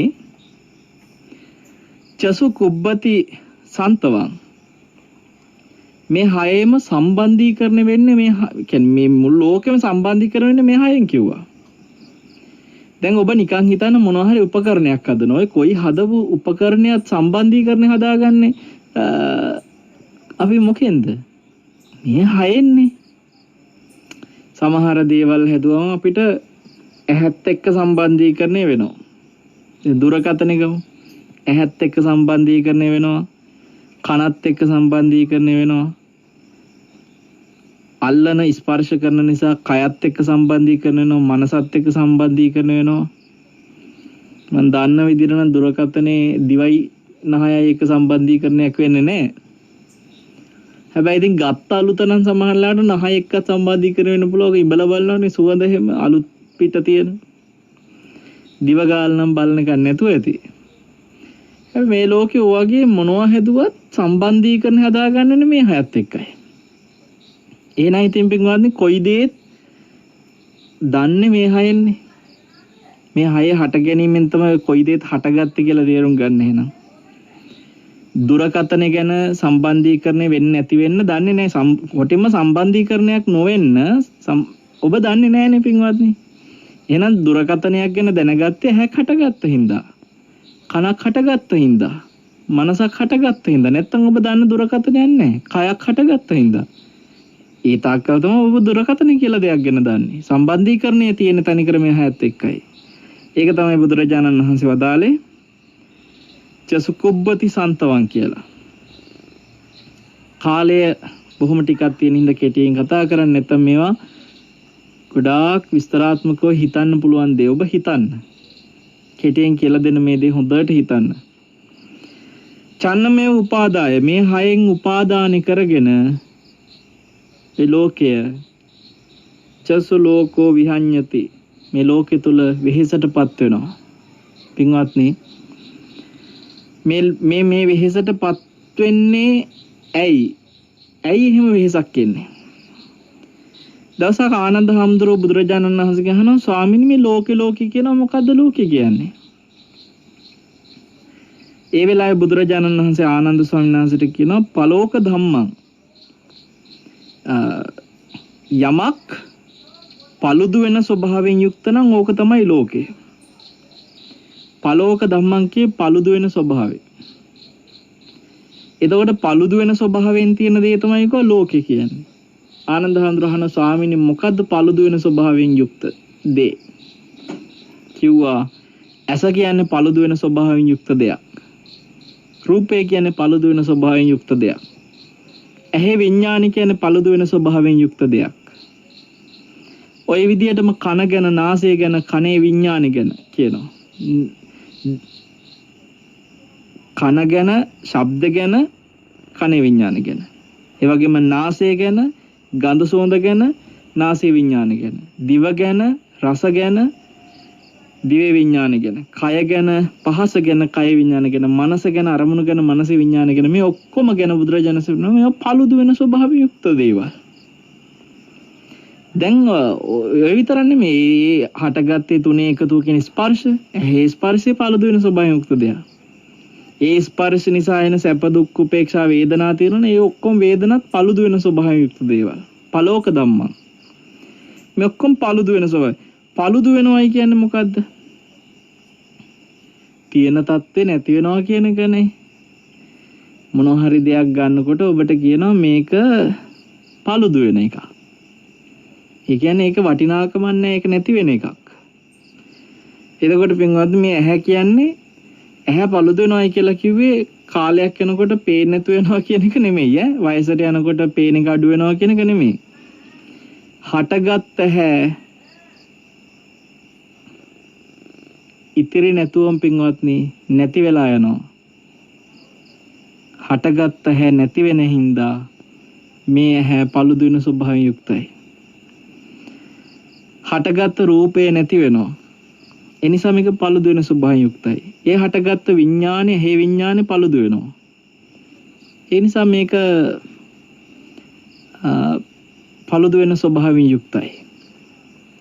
දැන් මම අර ඕක තේරුම් ගන්න ඔබට කියන උපමාවක් මැච් එකක විනිසුරුව අම්පයා ඇයි තර්ඩ් අම්පයාගෙන් උදව් ගන්න? ඇයි මැච් එකක විනිසුරුවෙක් තුන්වෙනි විනිසුරුගෙන් උදව් ගන්න? හේතුව ඔහු දැකපු දැකීම පළුදු වෙච්ච නිසා නැති වෙච්ච නිසානේ පින්වත්නි. සමහරලාට බෝලේ ගියපු හැටි ආයි බලන්න ඕනේ බලන්න විදියක් නැහැ. ආයි හරියට බලන්න ඕනේ. බලා ගන්න විදියක් නැහැ. බෝලේ පිටතට වැදිච්ච හැටි වැදුනද නැද්ද කියලා ඒක විකට්ටුවට වැදිච්ච හැටි මුකුත් බලා ගන්න විදි දැන් ආයි බලන්න ඕනේ යාට බලන්න විදියක් නැහැ. මොකද ඇහැ හටගත්තට ඇහැ නැති වෙලා. ඒ රූපය හටගත්තට ඒ වෙලාවේ බෝලය යන විදිහ දකින රූපේ හටගත්ත නමුත් ඒක නැති වෙලා. ඒ ඇහි විඥානේ හටගත්ත එක නැති වෙලා. ඒ නිසා මේක paludu වෙලා ඒක නිසා ඒක යාට ගන්න බෑයි. ඒ හින්දා මොකද කරන්නේ තර්ඩ් ඩම්පියකින් උදව් වෙලනවා. ඉතින් අර පටිගත කරපු එකක් පෙන්නනවා. පෙන්නනකොට ඒක බලනවා. දැන් එතනම හිතන්න තියෙනවා තර්ඩ් ඩම්පියකින් උදව් ඉල්ලන තැනම දකින්න තියෙනවා මේ ඇහැ අනිත්‍යයි කියන එක. මේ රූපය අනිත්‍යයි කියන එක, ඇහි විඥානය අනිත්‍යයි කියන එක. ඒ චක්කු සම්පාසය අනිත්‍යයි කියන එක දකින්න තියෙනවා පින්වත්නි. තර්ඩ් ඩම්පියක් කියලා එකක් හදලා තියෙන්නේ චක්කු සම්පාසය අනිත්‍ය නිසා. එතකොට මෙන්න මේ paludu වෙන ස්වභාවයෙන් යුක්ත යමක් නැත්නම් ඒක තමයි ලෝකෙ කිව්වා. එහෙනම් මේ ඇහැ රූපේ ඇහි විඥානේ මේ චක්කු සම්පස්සේ මේවා තමයි ලෝකේ. එතන මේ ලෝකෙම හටගත්තද ඒ ලෝකයේ මොහොතේ නැති වෙනවා. මෙන්න මේ නැති වෙන බව නොදන්න කෙනා උපාදාන නිසා මොකද වෙන්නේ? වෙහෙසටපත් වෙනවා. නැති වෙනවනේ. නැති වුණාට පස්සේ උපාදාන වෙච්ච එක නැති වුණා කියන්නේ වෙහෙසක්. ඊට පස්සේ ඉතින් වෙහෙසෙනවා ඒක තියාගන්න. ඒත් ඉතින් කරගන්න අමාරුයි. අන්නේ නිසා පින්වත්නි මෙන්න මේ හයට තියෙන උපාදානය අතහැරෙන්න නිකන් අතහැරෙන්නේ නැහැ කිව්වට දැන් මම දේශනාවේ කිව්වොත් මේ ඒ නිසා මේ වෙහිසෙන් නිදහස් වෙන්න ඔබ මේ හය උපාදානය අතහරින්න කිව්වා කියලා ඔබ හිතනවාද දේශනේ අවසන් වෙනකොට 8 වෙනකොට ඔබ උපාදානය අතහරි කියලා නෑ. ඒක අතහැරෙන්න ඕනේ. කොහොමද? මේ හය අවබෝධ කරලා. මේ හය අවබෝධ කරන්න ඕනේ. අවබෝධ වෙච්ච දාට මේ හය ගැන ඇත්ත දැනගන්නවා. මේ හය ගැන ඇත්ත දැනගත්ත දාට ඔබට මේ හය ගැන මෙච්චර කාලයක් ඔබේ තිබිච්ච ප්‍රතිරූපේ මේ හය ගැන ඔබ දැනන් හිටපු ප්‍රතිරූපේ නැතර නැති වෙනවා. ප්‍රතිරූපේ නැති කරගන්න ඕනේ. මේ හය ගැන ඒ ප්‍රතිරූපේ නැති කරගත්ත දාට මේ හය ඇත්ත දැනගත්ත දාට යථාභූත ඥානය ඇති කරගත්ත දාට නිබ්බිදාව ඇති වෙලා විරාගය නොඇලෙනවා. නොඇලිලා නිදහස් වෙනවා. එතකන් නිදහස් වෙන්නේ නැහැ. ඇත්ත දැනගන්න ඕනේ. අවබෝධ කරන්න ඕනේ. නැත්තම් බෑ පින්වත්නි. ඉතින් ඔබත් සියලු දෙනාට මේ paludu වෙන ස්වභාවයෙන් යුක්ත ලෝකේ මේ හය තුල හටගන්න ලෝකේ හයත් එක්ක සම්බන්ධීකරණය වෙන ලෝකේ ඇත්ත දැනගෙන මේ හයෙන් නිදහස් වෙන්න එදාට ඔබ ලෝකෙන්ම නිදහස් වෙච්ච කෙනෙක් වෙනවා. ලෝකෙන් නිදහස් වෙන්න තියෙන සියදි විනාශාගෙනවත් මිනිස්සුන්ගේ ඔක්කොගේම ඇත්තලා මං කැලේ දුවනවා කියලා කැලේට දුවලවත් නෙමෙයි පින්වත්නි ලෝකෙන් නිදහස් වෙන්න තියෙන්නේ. මේක ඇත්ත අවබෝධ කරලා නොඇලීමෙන් නිදහස් වීමෙන්මයි පින්වත්නි ලෝකෙන් නිදහස් වෙන්න තියෙන්නේ. ඔබ හැම දිනාටම අද දවසේ කෙටියෙන් කියා දුන්න මේ උතුම් අනුශාසනාව හැම දිනාගේම ජීවිතවලට යහපත අර්ථය සැනසෙල්ල සුවපත් භාවයේ පිණිස අවබෝධයේ පිණිස හේතු වාසනා වෙත්වා කියලා අපි තාම මෙත් සිතින් ආශිර්වාද කරනවා. සාදු සාදු සාදු. අද ධර්මදේශනාවේ දායකත්වයට එකතු වෙන්නේ මහරගම් පදිංචි සුනෙත් තාරක විජේසිංහ සහ වින්ද්‍යා ශමීගා රත්නායක මහත්මිය විසින්. ඉතින් මේ අතන් නිරන්තරයෙන් සිත්නිත අසපුව ශ්‍රවණය කරන සිත්නිත අසපුවට දායකත්වයෙන් එකතු වෙන හොඳ කල්යාණ මිත්‍ර පවුලක්. ඇත්තටම මහත්ය නෝනට හොඳ කල්යාණ මිත්‍රයෙක් වෙලා නෝනා මහත්යට හොඳ කල්යාණ මිත්‍රයෙක් වෙලා ඒ අම්මයි තාත්තයි දෙන්නම තමන්ගේ දරුවන්ට කල්යාණ මිත්‍රය වෙලා දරුවන්වත් තමන්ට කවදා හරි දවසක කල්යාණ මිත්‍රයන් බවට පත් කරගන්න වෙහෙස දරන අම්මා තාත්තා දෙන්නෙක්. ඉතින් අපි ආශිර්වාද කරනවා ඒ ඇත්තන්ට විශේෂයෙන්ම මැයි මාසේ 29 වෙනිදා ඒ කියන්නේ අද දවසේ තෙවැනි ජන්මදිනයේ යෙදෙන ඒ ඇත්තන්ගේ ආදරණීය දියණිය ධෘති නෙලාරා විජේසිංහ පින්වත් දියණියට ආශිර්වාද කරන්නට තමයි අද දවසේ මේ දායකත්වයට එකතු වෙන්නේ. අපි නෙලාරට මේ වෙලාවේ තාම මෙත් සිතින් ආශිර්වාද කරනවා. නෙලාරා හොඳ කල්යාණ මිත්‍ර ආශ්‍රයකින් ජීවිතේ කවදාකවත් නොපිරිහෙන පුණ්‍යවන්ත දියණියක් විදිහට ජීවිතේ ජය ගන්න පුතාට මේ හැම පිනක්ම උපකාරී වේවා කියලා අපි ආශිර්වාද කරනවා. නෙලාරටත් කවදා හරි දවසක දැන් තාම පුංචිනේ කවදා හරි දවසක තාත්තා මේ දේශනා පරිසම් කරලා තියයි පුතේ මේ ඔයාගේ 3 වෙනි උපන්දිනේට අපි කරේ රටටම ලෝකෙටම ඇහෙන්න අවස්ථාව සලසලා දීලා කියලා මේ දේශන කවදා හරි දවසක ඇහෙන්න සලසයි. එදාට නෙලාරලට මේ දේශනාවල වටිනාකම මතු යම් කවදා හෝ එදාට අපි සමහරලට නැති වෙන්න පුළුවන්. ඒ පුංචි දරුවන්ට මේ දේශනා තුළ භාග්‍ය වටිනාකම නෙලා ගන්න නෙලා රටත් භාග්‍ය ලැබෙන්න කියලා ආශිර්වාද කරමින් දීර්ඝායුෂ පුතාටත් ප්‍රාර්ථනා කරමින් ඒ වගේම හක්මන පදිංචිව සිට 2019 නොවැම්බර් මාස මිය ගිය දීපාල් රත්නායක පියාණන් සහ මහරගම පතිරගොඩ පදිංචිව සිට 2019 අගෝස්තු මාස මිය ගිය කරුණාවතී පෙරේරා විදහාමිනේ මිත්තනියට ධර්ම දානමය කුසල කර්මයේ පුණ්‍යානුමෝදනා කරමින් අනුමෝදන් කරන්නට බලාපොරොත්තු වෙනවා.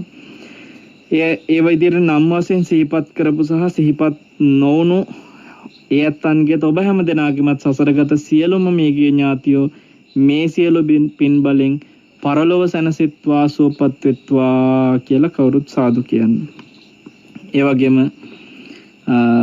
සුජීවත්ව සිටින මව්පියන් වන මහරගම පදිංචි සිරිල් විජේසිංහ සහ ස්වර්ණ තිලකා කරුණාරත්න කියන ඒ අම්මටයි තාත්තට ඒ වගේම හක්මන පදිංචි කාන්ති වික්‍රමරත්න කියන ඒ අම්මටත් මේ පින ආශිර්වාද කරන්න බලාපොරොත්තු වෙනවා.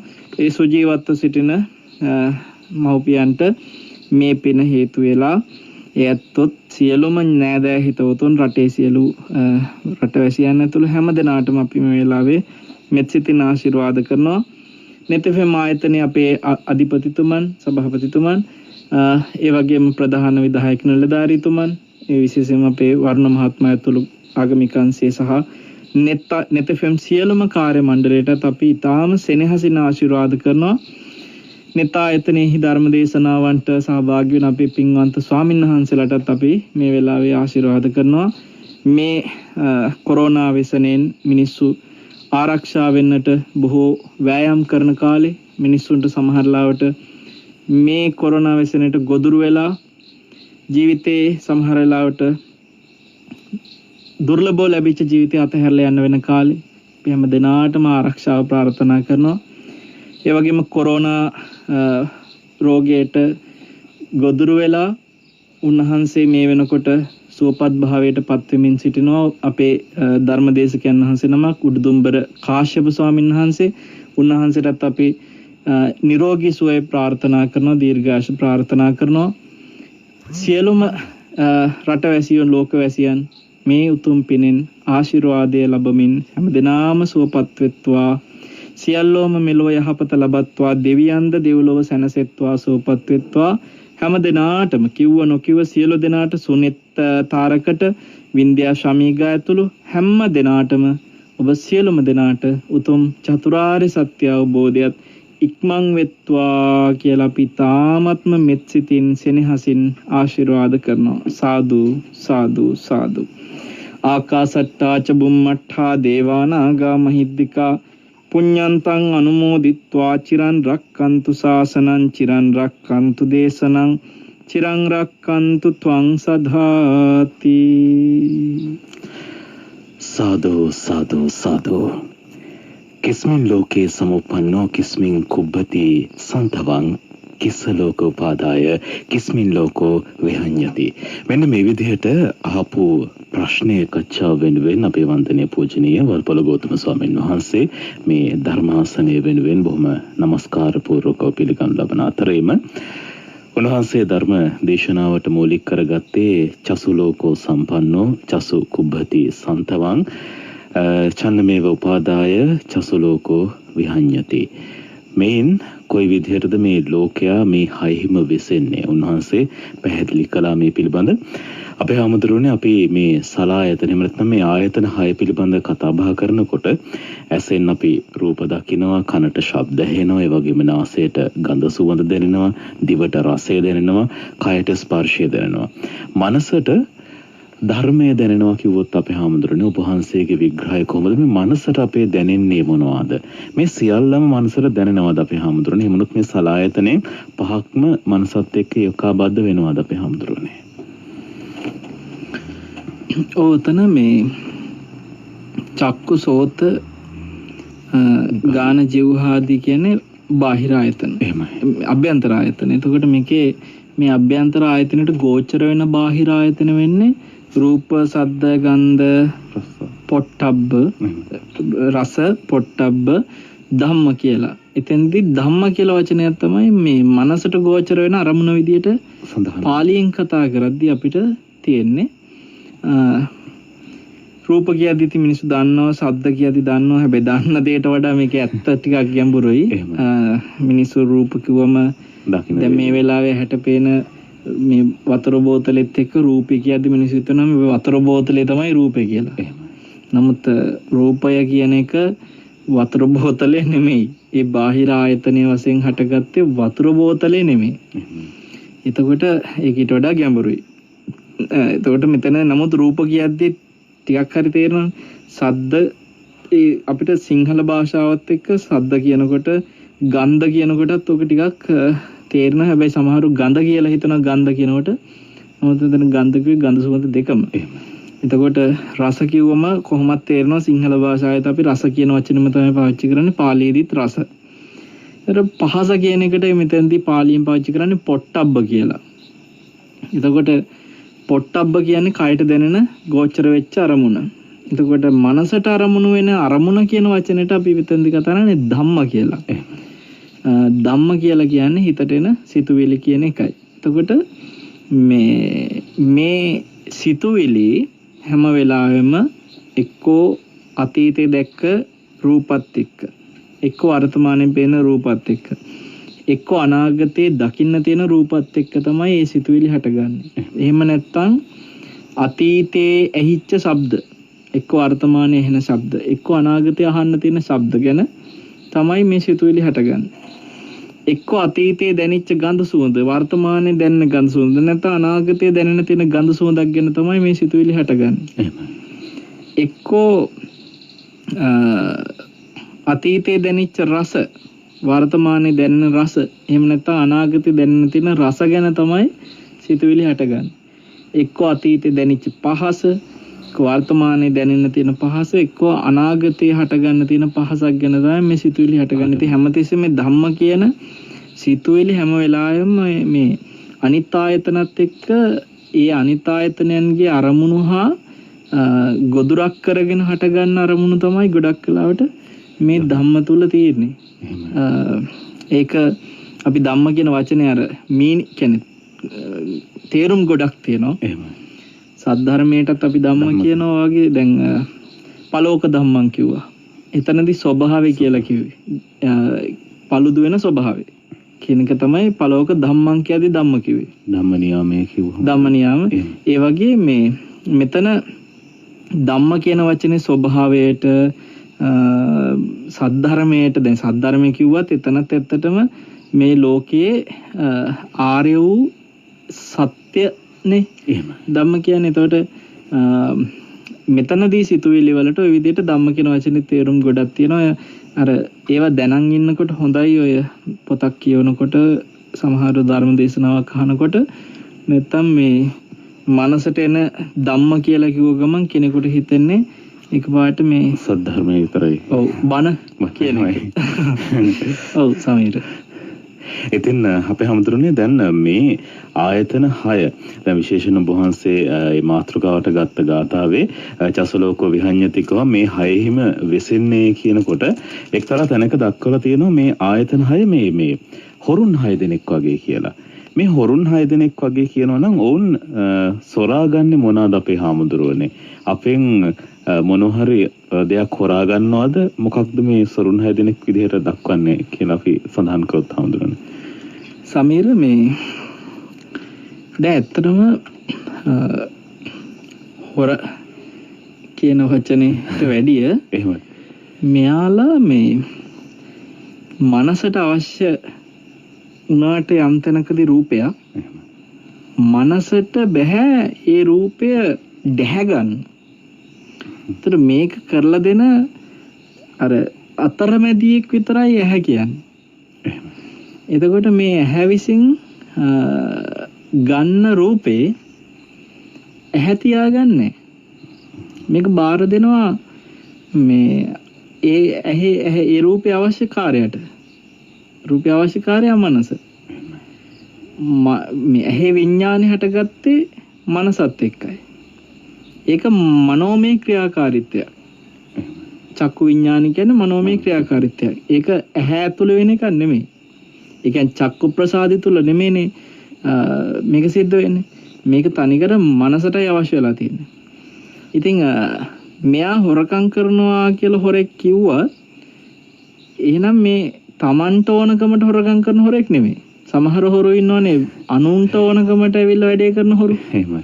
නේ මිනි මරන Tamanට කියන්නේ ඒ මරපු මිනිහා Tamanට මේ ලෝකේ වරද්දක් කළා නෑ.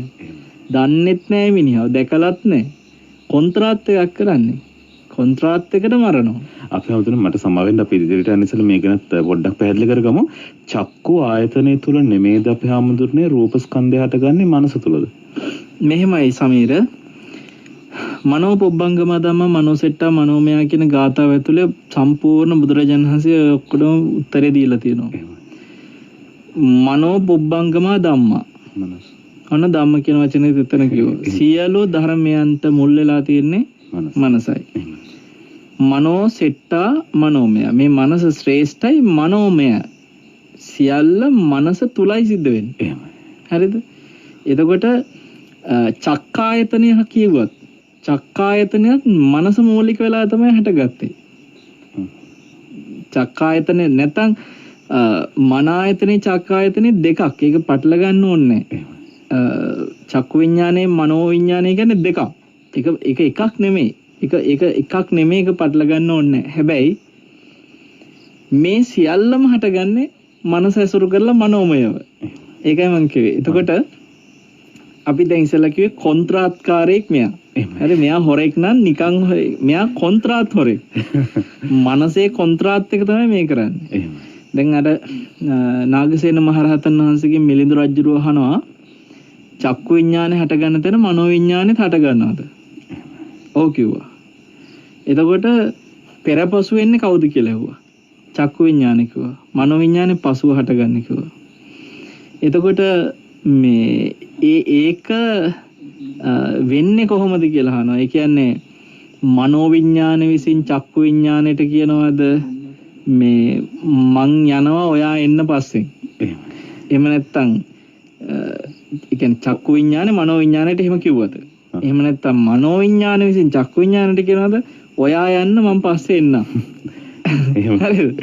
නේද දෙන්නත් එක්ක කතා වෙලා මේ ඉස්සෙල්ලා ඔයා යන්න ඉස්සෙල්ලා පස්සේ මං එන්නම් කියලා දෙන්නත් එක්ක කතා වෙලා එහෙම මොකද්ද මේ කොහොමද කියලා අහනවා. අර එතෙන්දී උන්වහන්සේ හරිය ලස්සන උපමා කීපයක් පෙන්නනවා. මේ කොහේ හරි තැනකට වතුර ටිකක් වැක් කරනකොට පහත පැත්තට ගලාගෙන එනවනේ. එහෙමයි. ආයි ටිකකින් වතුර ටිකක් දැම්ම කිව්ම ඒ වතුර ටික ඔය පැත්තටද ගලා එන්නේ. ඒ පැත්තටමනේ. අන්න ඒ වගේ කියනවා චක්කු විඥානියත් එක්කම මනෝ විඥානේ ගලාගෙන ඒ දෙන්න එකටම ගලාගෙන යන්නේ ඒක පුරුද්දක්. ඒ අය හටගන්න විදිය ඒගොල්ලන්ගේ ධර්මතාවය. ඒ නිසා ඇහෙන් දැනගත්ත දේ මනසිනුත් දැනගන්නවා.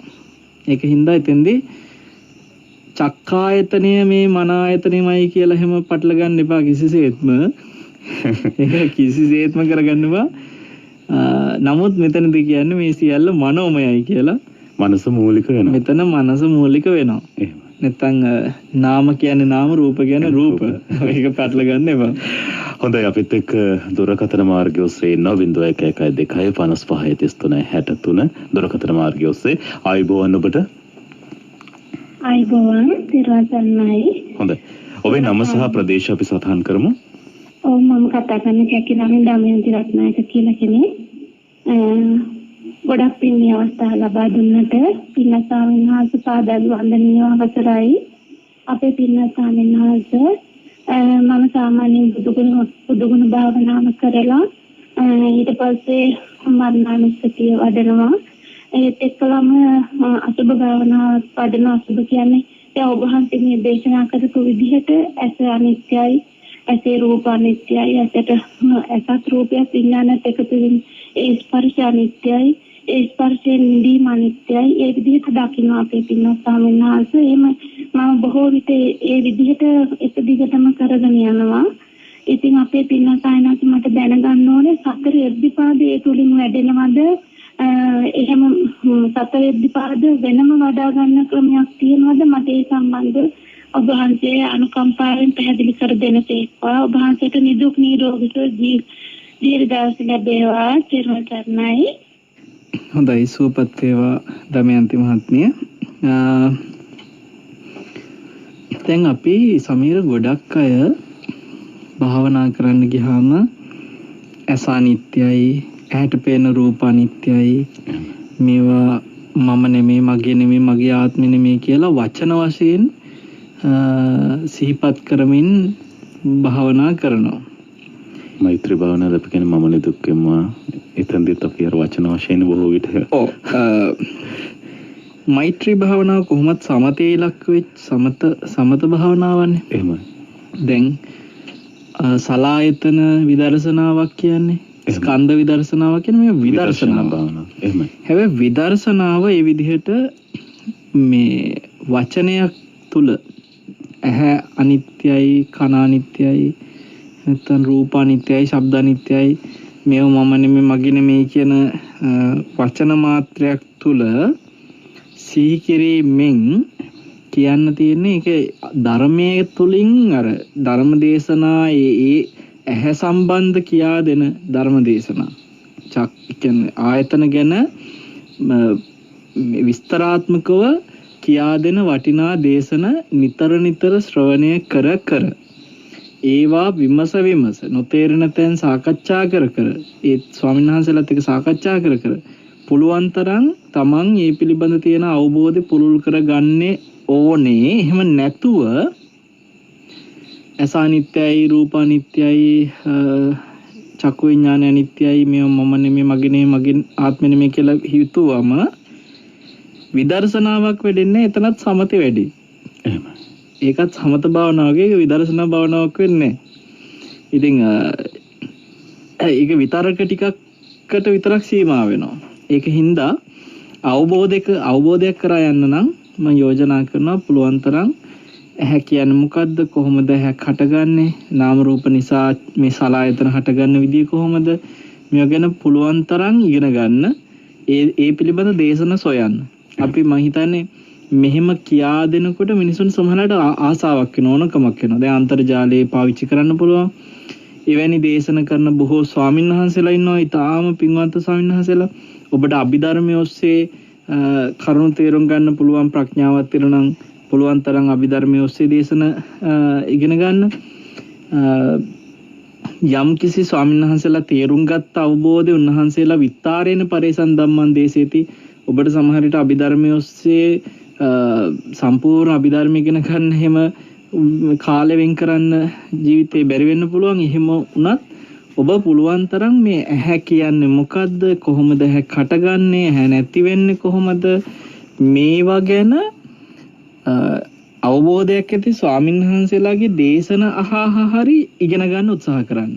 එතකොට ඔබට ඇහි කැරැට්ටුව අල්ලගන්න පුළුවන්.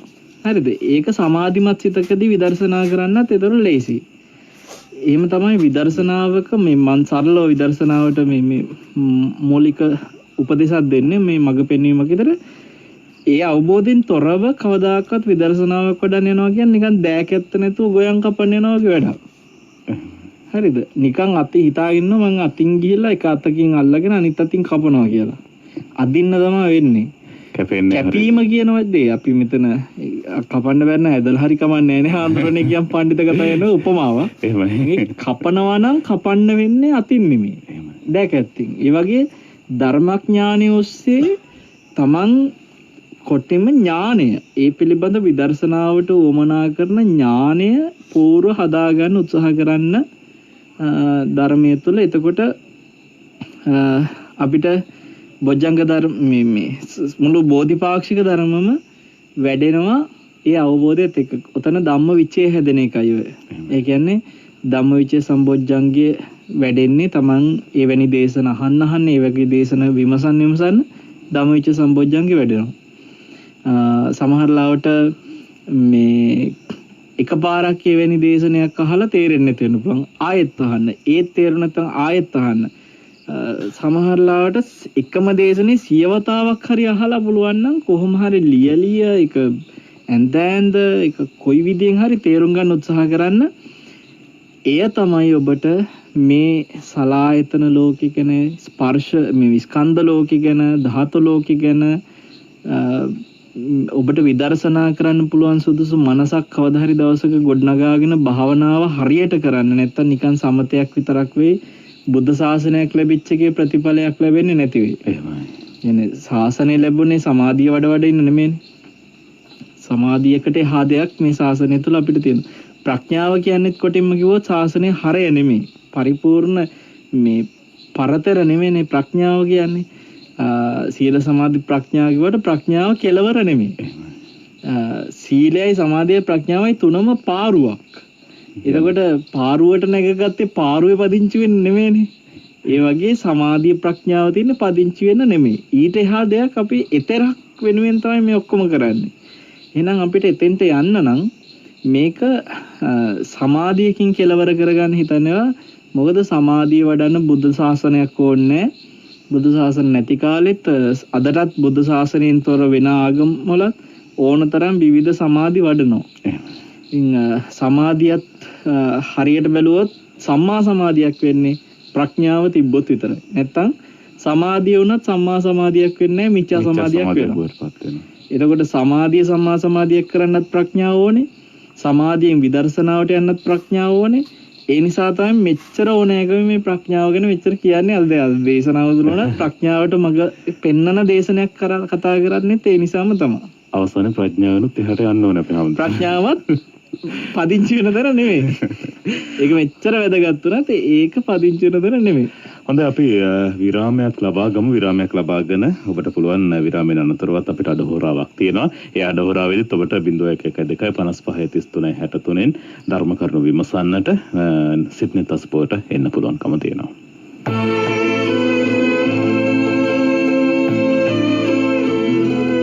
සිඩ්නි අසපුව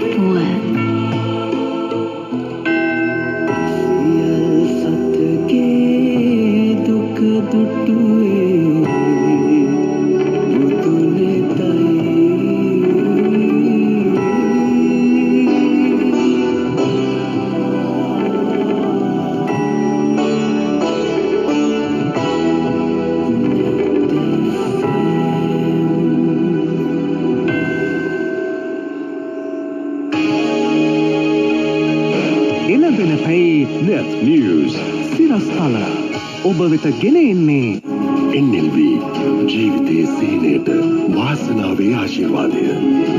එළඹෙන පැයේ net news සිරස්තල. ගිනිගත් නෞකාවේ අපද්‍රව්‍ය එක්රැස් විය හැකි වෙරළ තීර අනතුරුදායක ප්‍රදේශ ලෙස නම් කරන්නයි ඉල්ලීම්. නීති කඩන බස්නාහිර ජංගම වෙළඳුන් ගැන දැනුම් දෙන්න දුරකථන අංකයක්. සංචරණ සීමා ලිහිල් නොකිරීමට බලපෑ හේතුවක් ගැන ඇමති කෙහෙලිය කතා කරයි. එළඹෙන පැයේ net news සිරස්තල. ඔබ වෙත ගෙන ආවේ NLB ජීවිතයේ සීලයට වාසනාවේ ආශිර්වාදය. අද අප සමරන්නේ ඩයලොග් වසර 25ක් පුරා රටම එක යායක් කිරීම ගැන නොවේ. ලංකාවේ හැම ජීවිතයක්ම හැම මොහොතකම අලුත් කරන අනාගතයයි. කොත්තමල්ලි තිප්පිලි වෙනිවැල්කට කටුවල්බට පත්පාඩගම් ඉඟුරු අඩංගු සිද්ධාලේප ලක්පියාව. දවසට දෙවරක් පානය කර වෛරස් වලින් ආරක්ෂා වෙන්න. සිද්ධාලේප ලක්පියාව නිරෝගී දිවියකට සැමදා ප්‍රතිශක්තිය. NLB ජීවිතයේ සීලයට වාසනාවේ ආශිර්වාදය. මේ කපුපෙති දියවැඩියාව නිට්ටාවට සුව කරයි. ඔසුසැල් හා ෆාමසි වලින් ස්වින්සු හර්බල් නිපැයුම. දූදරුවන්ගේ නැනසපාදන මහගු අත්වල මාස්ටර් ගයිඩ් ප්‍රකාශන. ඔබේ දරුවාට අවශ්‍ය සියලු වැඩපොත් සහ ප්‍රශ්නෝත්තර පොත් මාස්ටර් ගයිඩ් ප්‍රකාශකව වෙතින් හෝ ළඟම පොත්හලෙන් විමසී මලින්ද 0703133036. සිරුරේ ප්‍රතිශක්තිය වඩවා රෝගවලින් සුරැකිව ඉන්න පුරාණයෙන් වර්තමානයට රැගෙන බරකා කළුදුරු තෙල් දිනපතා පානය කරන්න. බරකා සුවපත් දිවියක් සැමදා. ජාතියේ ප්‍රතිශක්ති වර්ධන පානය දීඝායු නිදෝෂා 18 පංගුවේ පහසු තම්බන පෙයාව දීඝායු නිදෝෂා 0719397399.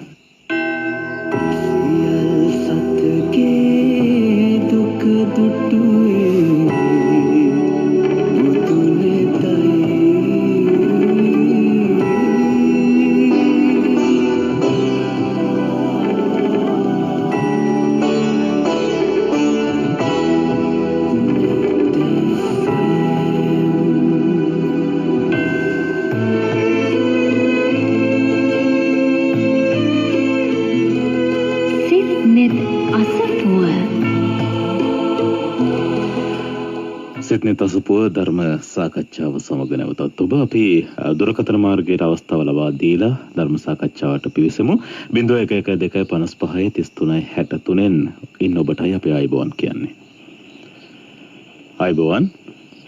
ආයිබෝන් මේ මම ප්‍රසාද් කතා කරන්නේ මට දැනගන්න ඕනේ අර බුදුගුණ භාවනාවේ තියෙනවා මේ අර අවිද්‍යා සංකාර විඥාන නාම රූප සලආයතන පස්ස වේදනා උපාදාන කියන ටික ඒකේ අද තේරුම මට දැනගන්න ඕනේ මට මේ බුදුන් වහන්සේ වඩන්න දෙති ඊළඟට අනාගාමී ඵලයටපත් වුණාම 11 කාම භූමිය අතාරිනවා කියලා අහලා තිනවා මේ අනාගාමී වෙච්ච කෙනා මට ඒ ටික විතරක් දැනගත්තොත් ඇති ඒකේ අදහස අපි හැමෝටම බුදුගුණ භාවනාව දැන් ඉස්සල්ලා කතා කරපු හිතවතියත් කිව්වේ බුදුගුණ භාවනාව සහ මරණානුස්සතියත් වඩනවා කියලා. බොහෝ දෙනා මේ භාවනාවට පිවිසලා ඉන්න අපි හැමෝටම මේ සිත් නැතස්පත් එක්ක නමුත් යම් වචන වල තේරුම් කීපයක් අහුවා. නෑ අපි බවුන් පැලස් වෙනුවෙන් නේවාසිකව පුහුණු වෙන්න පහසුකම් සකස් කරලා තියනවා කියන එක තුල අපි දකිනවා වුන් ඒ වෙනුවෙන් ඉදිරිපත් වෙන්න. ඒ කියන්නේ නේවාසික මේ නැවතිලා පුහුණු වෙන වැඩසටහන් වලට අපිට කොච්චර කතා කරලා ඒකට ඉඩ ප්‍රස්තාව වෙන් කරගන්න ඕන උනන්දු වෙනවද මේ සිත්නේ තසපුවහන අය ඒ වගේම අපේ බවුන් පැලස සති පුහුණු සංගරාව වෙනුවෙන් තියෙන උනන්දුව හැම දෙයක් තුළම අපි දකිනවා මිනිස්සු භාවනා කරන්න අවශ්‍යතාවය තියෙනවා මිනිස්සුන්ට ඒ වෙනුවෙන් සමහරලාට පටන් ගන්නවා පස්සේ අවබෝධ නැතිකම හින්දා මගදී එපා වෙනවා. අපි මේක නිකන් අර මට භාවනා කරන්න ඕනේ කියන ආශාවකට නෙමෙයි. අපි අර එතරගෙන උවමනාවෙන් මට මේ වෙලාවේ මේ සසරින් නිදහස් වෙන්න ඕනේ කියන අවශ්‍යතාවය ඔළුවේ තියාගෙන මේක කරන්න ඕනේ. මෙතනදී අපේ මහත්තයෙක් ඇහුවා මේ අවිද්‍යා සංස්කාර විඥාන නාම රූප ආදී ගැන. පටිසමුපාද ගැන මෙතුමා මේ අහන්නේ. ඔබතුමා මේ ඒ කියන්නේ බුදුගුණ භාවනාවේ තියෙනවා කියලා මෙතුමා කිව්වේ කොහේ හරි මොකක් හරි පොතක් සමහර විට දකින්න නැති ඒ පොතේ බුදුගුණ වලට මේ පටිසම්පාද වචනත් එකතු කරලා ඇති. ඇත්තටම අවිද්‍යාව කියන්නේ මොකද්ද සංස්කාර කියන්නේ මොකද්ද විඥාන කියන්නේ මොකද්ද නාම රූප කියන්නේ මොකද්ද සලආයතන කියන්නේ මොකද්ද ස්පර්ශ කියන්නේ මොකද්ද වේදනා කියන්නේ මොකද්ද තණ්හා කියන්නේ මොකද්ද උපාදාන කියන්නේ මොකද්ද භවය කියන්නේ මොකද්ද කියලා එකින් එක පැය භාගයක් තුළ විස්තර කරලා දෙන්න පුළුවන් දෙයක් නෙමෙයි.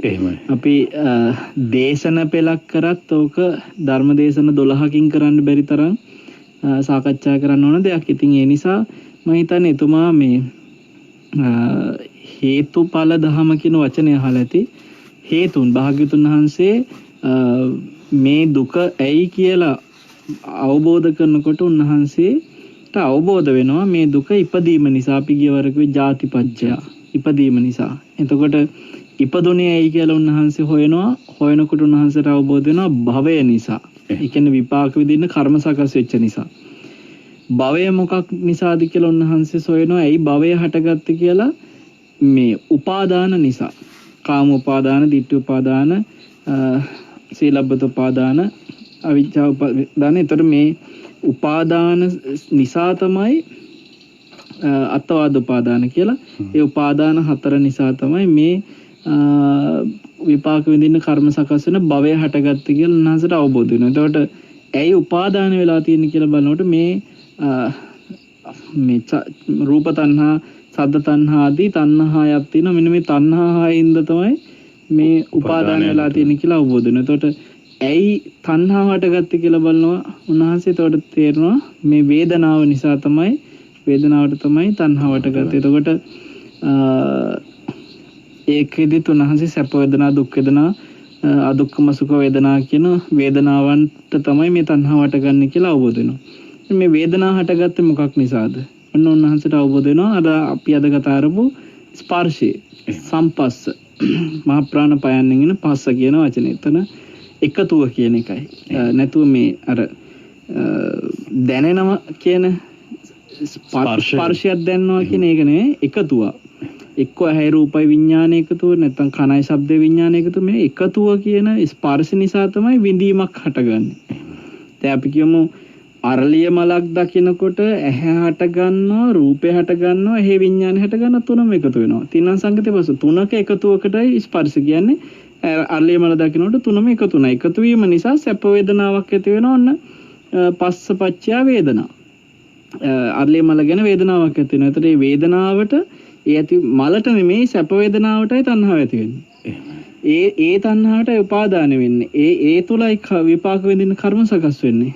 එතකොට උන්වහන්සේ බලනවා ඇයි මේ ස්පර්ශය හටගන්නේ? ඉතින් භාග්‍යවතුන් වහන්සේට අවබෝධ වෙනවා ස්පර්ශය හටගත්තේ සලායතන හටගත්තු නිසා. ඒතර ඇයි සලායතන හටගන්නේ? නාම රූප හටගත්ත නිසා කියලා අවබෝධ වෙනවා. ඒ නාම රූප හටගත්තේ විඥාන හටගත්ත නිසා කියලා අවබෝධ වෙනවා. ඒ විඥාන හටගත්තේ සංස්කාර හටගත්ත නිසා. ඒ සංස්කාර හටගත්තේ අවිද්‍යාව හටගත්ත නිසා කියලා තේරෙනවා. එතකොට ඒ මහත්යම දැන් මෙතෙන්දී ප්‍රශ්නයක් ඇහුවා අනාගාමී ශ්‍රාවකයෙක්ගේ මේ නැති වෙන කාරණයක් ගැන. මං පොඩි යෝජනාවක් කරනවා. රහතන් වහන්සේලා ගැන අනාගාමිය ගැන ප්‍රශ්නේයි. හැබැයි ඊට කලින් හොයන්න කොහොමද සෝවාන් වෙන්නේ කියලා. අපි මං උත්තර දෙන්නෙම නෑ. රහතන් වහන්සේලා ගැන ප්‍රශ්න අහන මං උත්තර දෙන්නේ. ඇයි දැන් පටිසමුපාද ගැන ඉස්සෙල්ලා තේරුම් අරගෙන ඉන්න ඕනේ සෝතාපන්න ඵලයටපත් වෙන්න.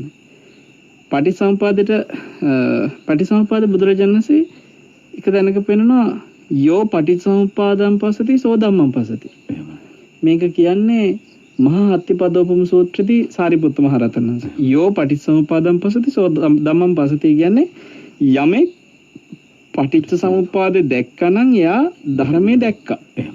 ඊට පස්සේ බුදුරජාණන් වහන්සේ වක්කලිසානන්සට කියනවා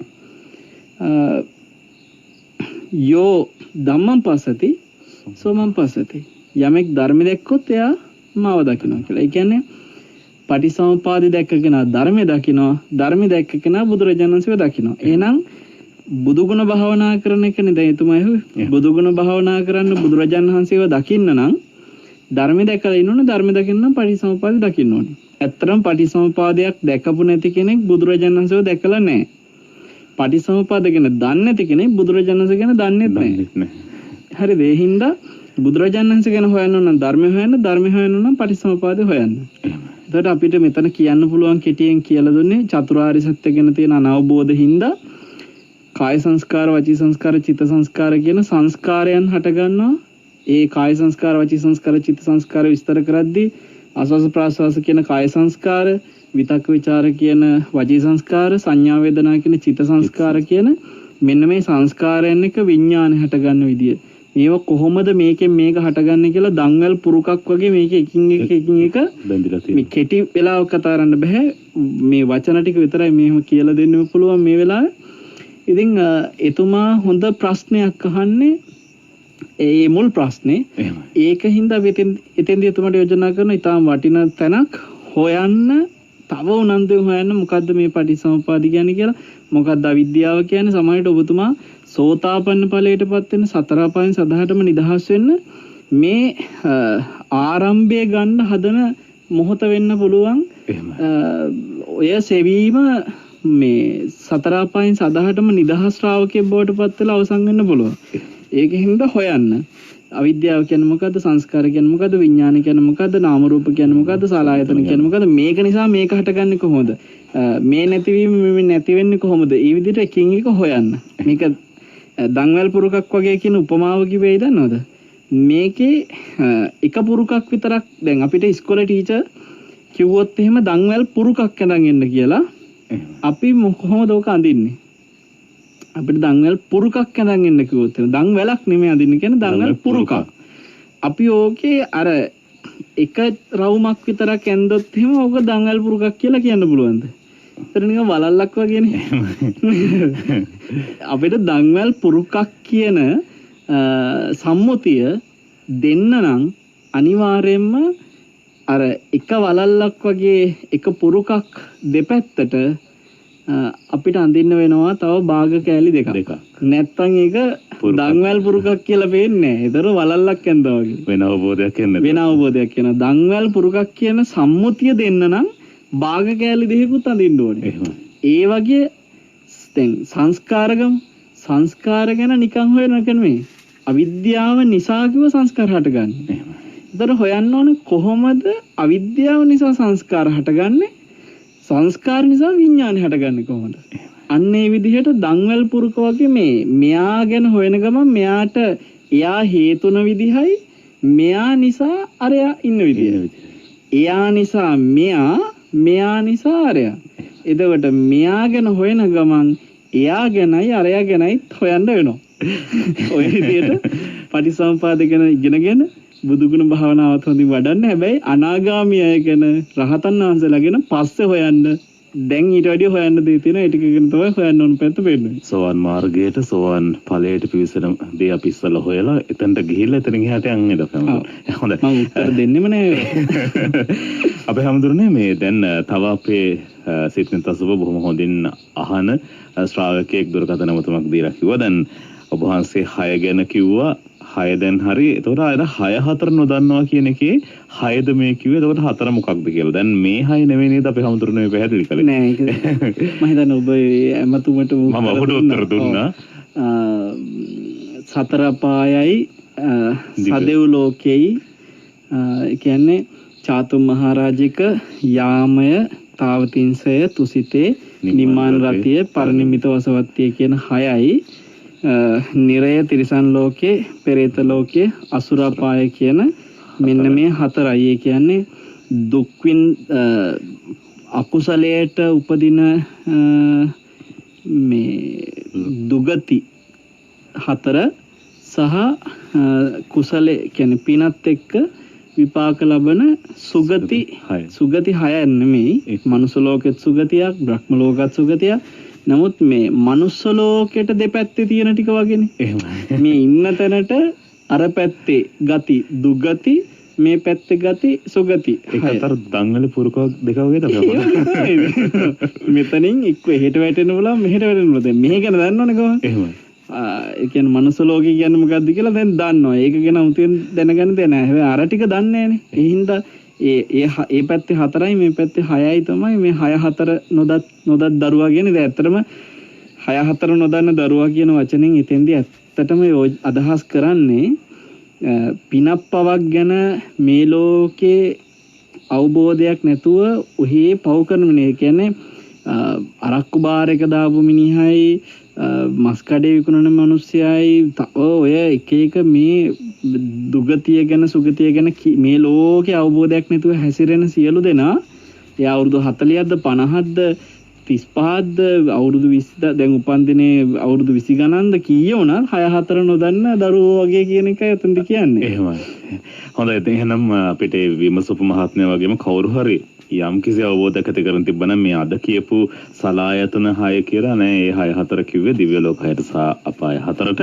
අපි හැමදෙරනේ දැන් ඔබ වහන්සේ මේ ධර්මදේශනාව ආරම්භයේදී අප්‍රමාදී වීම පිළිබඳ යම් කිසි සටහනක් තිබ්බා. ඒ කියන්නේ යම් කිසි දෙයක් දේශනා කළා.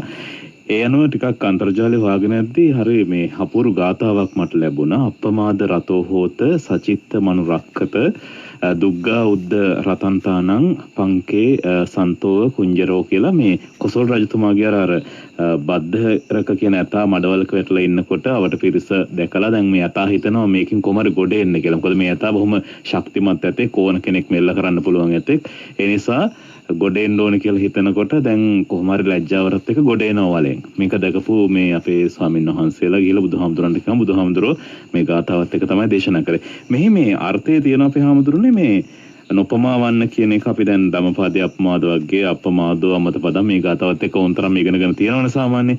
ඊට පස්සේ තමසිත මොනවට රකින්න විසමෝ කෙලස් මඩින්න තමන් ගොඩනගන්න කියන අවසානයේ. මොකද්ද මේ තමන් ගොඩනගන්න කියන්නේ අපේ හාමුදුරනේ? සමීර මෙතන බුදුරජාණන් වහන්සේගේ මේ මුළු සමස්ත ධර්මය තුළම උන්වහන්සේ කියන්නේ මොකද්ද කියන එක කාට හරි හොයන්න ඕන වුණොත් උන්වහන්සේගේ මූලිකම ගාථා අතරේ සබ්බපාපසකරණං කුසලස්ස උපසම්පදා සචිත්ත පරිවදපණං ඒතං බුද්ධානුශාසනං කියන මේ වචන ටික තුල මේ උතුම් මහා කියන මුළු සමස්ත බුද්ධ වචන සියල්ලම මේක ඇතුළේ ගොනු කරා සමානව තියෙනවා. එතන පැහැදිලිව උන්වහන්සේ පෙන්වනවා කුසලස්ස උපසම්පදා උපදව ගන්න මොකද්ද කුසලයේ. එතකොට බුදුරජාණන් වහන්සේ හැමදාම මේ කුසලයට අප්‍රමාදී වෙන්න කියලායි කිව්වේ. අපි ගොඩනගා ගන්න ඕනේ මොකද්ද? මේ ලෝකේ කුසලයේ තුලින් ගොඩනැගිච්ච කෙනෙක්. තමන් පිරිහෙන්නේ අකුසලයට එක්කයි. තමන් වැඩෙන්නේ කුසලයට එක්කයි. එතකොට තමන් කුසලයේ තුල වැඩෙන්න තමයි මේ ලෝකේ අප්‍රමාදී වෙන්න ඕනේ. අපි කුසලයේ කියනකොට උතෙන්දි සමහර අය හිතන්නේ හවසට මල් ටිකක් තියලා බුදුන් අඳින එක ඕවා කුසලේ. එහෙම තමයි සමහර මේ කියනකොට හිතන්නේ නෑ. මේ කියන්නේ බෝධිපාක්ෂික ධර්ම. අර මහත්මියක් ඇහුවා සතර ඉරිදිපාද වඩන හැටි අන්න කුසල් වඩන්න ඕනකම. අන්න එතන තියෙනවා ලොකු නන්දුවක් කුසලයේ උපද්ද ගන්න. තමන් ගොඩ නැගෙන්නේ ඔන්න ඔතනින්. ගොඩ නැගෙන්න නම් බෝධිපාක්ෂික ධර්ම ගොඩ නගන්න ඕනේ. වඩන්න ඕනේ. බෝධිපාක්ෂික ධර්ම වඩන්න නැති කෙනා කවදාකවත් තමන් වැඩිච්ච කෙනෙක් වෙන්නේ නැහැ, ගොඩ නැගිච්ච කෙනෙක් වෙන්නේ නැහැ. එතකොට අප්‍රමාදී වෙන්න ඕනේ මොනවටද? සතර සතිපට්ඨානෙ වඩන්න, සතර ඉරිදිපාද වඩන්න, සතර සමප්පදාන වීරිය ඇති කරගන්න, සතර මේ පංච ඉන්ද්‍රිය පංච බල වඩන්න, සප්තබොජ්ජංග ආරෂ්ඨාංගික මාර්ග වඩන්න. ඔයගලන්ට ඉතින් අම්බෝ බොර ගානක් තියෙනවනේ නෑ. මේ ඔක්කොම එකට වෙන්නේ අපි ඔය අපේ මේ බවුන් පැලැස්ස සතිපුහුණු සංගරාවෙන් කියා දෙන්නේ ඔන්න ඔය ගොඩනගන්න ඕන ටික වැඩෙන විදිය තමයි. අවාසනාවට අපිට මේ දවස්වල අපි කිව්වෙත් නැහැ අලුතෙන් කවුරු හරි අවශ්‍ය කෙනෙක් ඉන්නවනම් සම්බන්ධ වෙන්න කියලාවත්. මොකද දැන් රට වහලා බැංකු වලට යන්න බෑ වහලා කෙනෙකුට සංගරාවක් ගෙන්න ගන්න Tamante අවශ්‍ය කරන දායකත්වය දක්වන්න බෑ. ඔවුන්ට දක්වන්න බෑ වගේම අපිටත් සංගරාව එවන්නත් බෑ. ඒ කියන්නේ අපි සංගරාව සඳහා අපේ කටයුතු කරන දරුවන්ගෙත් මේ ප්‍රදේශ හුදගලා කරලා මේ වෙලාවේ එක ළමෙක් විතරයි හුදගලා නැති පැත්තක ඉන්නේ. එහෙමයි. එතකොට ඒ ළමයට තනියෙන් ඇවිල්ලා ඔක්කොම කටයුතු බලන්න බෑ. හුදකලා පිළියන්දල පැත්තේ ප්‍රදේශ බොහෝමයක් හුදකලා කරලා ඔබ දන්නවා අපි මේ සංගරාව සම්පූර්ණ පිළියන්දල හරහා තමයි සිද්ධ වුනේ. ඉතින් අපිට මේවා කරන්න පුළුවන් ඔන්ලයින්. දැන් හැමදේම ඔන්ලයින් කරනවානේ. හැබැයි මේක ඔක්කොම ඔන්ලයින් කරනකොට තැපෑල ඔන්ලයින් වෙන්නේ නැහැ. එතකොට මේ වෙලාවේ අපේ මේ ලියාපදිංචි සංගරාවක් නිසා අපිට ස්ථිරවම නීතියක් විදියටම තියෙනවා. තැපැල් දෙපාර්තමේන්තුවෙන් ඉදිරිපත් කරපු නීතියක්. අපිට හිතන තැපැල් කාර්යාල වලින් මේ සංගරාව තැපැල් කරන්න බෑ. ඒක ඕන කෙනෙකුට හොයලා බලත හැකි ලියාපදිංචි සංගරාවක් තැපැල් කරන්න. ලියාපදිංචි වෙන මොහොතේ ඉදිරිපත් කරන තැපැල් කාර්යාලේ නියෝජනය කරලා තමයි ඒක යවන්න පුළුවන්. ඉතින් මේ පිළියන්දල තැපැල් කාර්යාලය. ඉතින් මේ වෙනකොට පිළියන්දල නගරෙටම ඇතුල් වෙන්න බැරි වෙන්න වහලා තියෙන්නේ. ඒ තැපැල් කාර්යාලෙත් වහලා තියෙන්නේ. දැන් ටික කාලෙක ඉඳලම තැපැල් කාර්යාලය වහලා තියෙන්නේ. සති දෙකකටත් වැඩි මම හිතේ දැන්. එහෙමයි. ඉතින් ඒකින්ද අපි දැන් එක්කෝ සමහරලාට මේ මාසේ දෙක මේ ගෙවිච්ච කාලේ අතහැරලා අපි අවුරුද්දකනේ මේ සංගරාවේ දායකත්වයෙන්. එතකොට අපි මේ මාසෙද දෙකද ඒ කාලේ අතහැරලා තව මාස දෙකක් ඒකට එකතු කරනවා. ඒ කියන්නේ අපේ දෙසැම්බර් වලින් නම් සංගරාවේ මුළු කාලේ ඉවර වෙන්න තිබ්බේ. අපි මේක ඊළඟ පෙබරවාරි දක්වාම උන්ට සංගරාය යවනවා. ඒ වෙනුවෙන්. ඒ විදිහට මේ බවුන් පැලස සංගරාව වෙනුවෙන් බලාපොරොත්තුෙන් ඉන්න හැම දෙනාටම කරුණාවෙන් මතක් කරනවා මේ රටේ පවතින තත්ත්වෙත් එක්ක ඔබට මේ තුන්වෙනි කලාපයේ මේ වෙලාවේ තැපැලට නිකුත් කරන්න සුදුසු පරිසරයක නැහැ. එක පැත්තකින් තැපැල් කාර්යාලය වහලා හින්දා අපි අනිත් පැත්තෙන් පිළියන්දල තැපැල් කාර්යාලයේ නැතුව අපිට සාකච්ඡා කරලා මේ නීතිය යම් ආකාරයකට වෙනසක් කරගෙන හරි කරත් මේ වෙලාවේ රටේ ඇතැම් ප්‍රදේශවලට මේ සංගරාව මේ නිවස කරා ගෙනියන එකේ ගැටලු තියෙන නිසා අපිට ගණනය කරන්න අමාරු වෙනවා.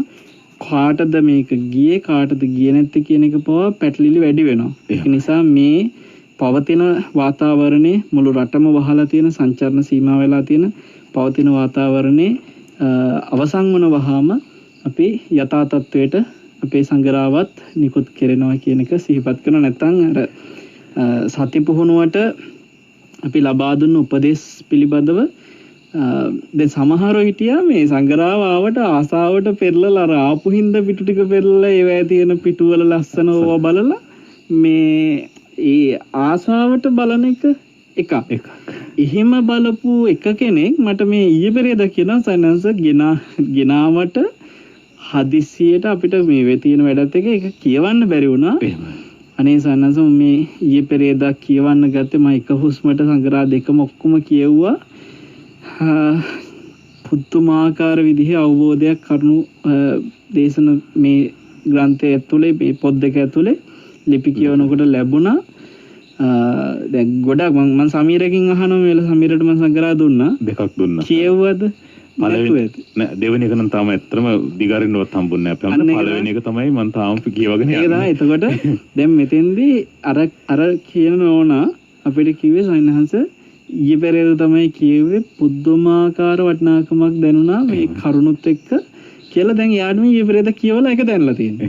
හැබැයි එතකොට දැන් අපි මේකේ කරන්න දේවල් කියලා තියෙනවා. පුහුණුවකට දෙයක් කියලා.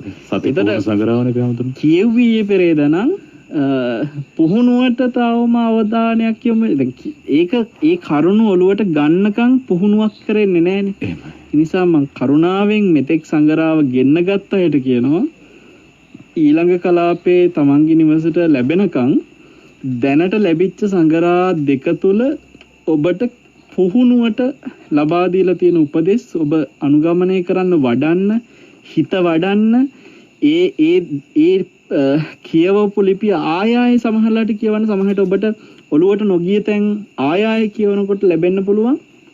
අලුතෙන් කවුරු හරි කෙනෙක් සංගරාවක් ගන්න අවශ්‍ය නම් ඒ අයටත් අපි සුපුරුදු අපේ දුරකථන අංකය දැනුවත් කරන්නම්. සංගරාවක් Tamanට ලබා ගන්න අවශ්‍යතාවය තියෙන අය තොරතුරු හරි ගෙන්න ගන්න අපේ කාර්යාලය හරහා කොහොමද මේක තමන්ගේ ගෙදරට ගෙන්න ගන්න කියලා. එතකොට ඔබ ඒ තොරතුරු ටික ගෙන්න ගත්තට පස්සේ කවදා හරි දවසක ඔබට ඒ තොරතුරු මත ක්‍රියාත්මක වෙලා සංගරාව ගෙන්න ගන්න පුළුවන්.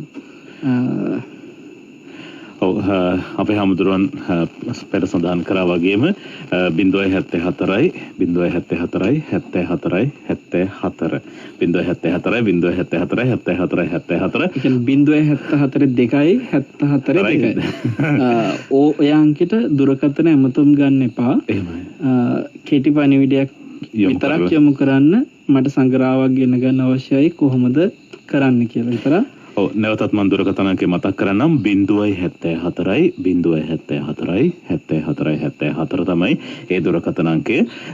හොඳ කාල සීමාවක් ඔබට මේ ලැබිලා තියෙන්නේ. මොකද දැන් සමහර දේවල් නිසා අපිට එළියට යන්න විදිහක් නැතුව තියෙන වෙලාවේ මේ සංගරාව ඔබේ අතේ තියෙනවා නම් දැන් කියවන්න මං අර පළවෙනි සංගරාව තාම කියනවා කියලා කිව්වනේ අපි හැමතුන. ඇත්තරම දැන් පළවෙනි සංගරාවේ සමහර ලිපිත් ටිකක් හිත කියවන්නේ.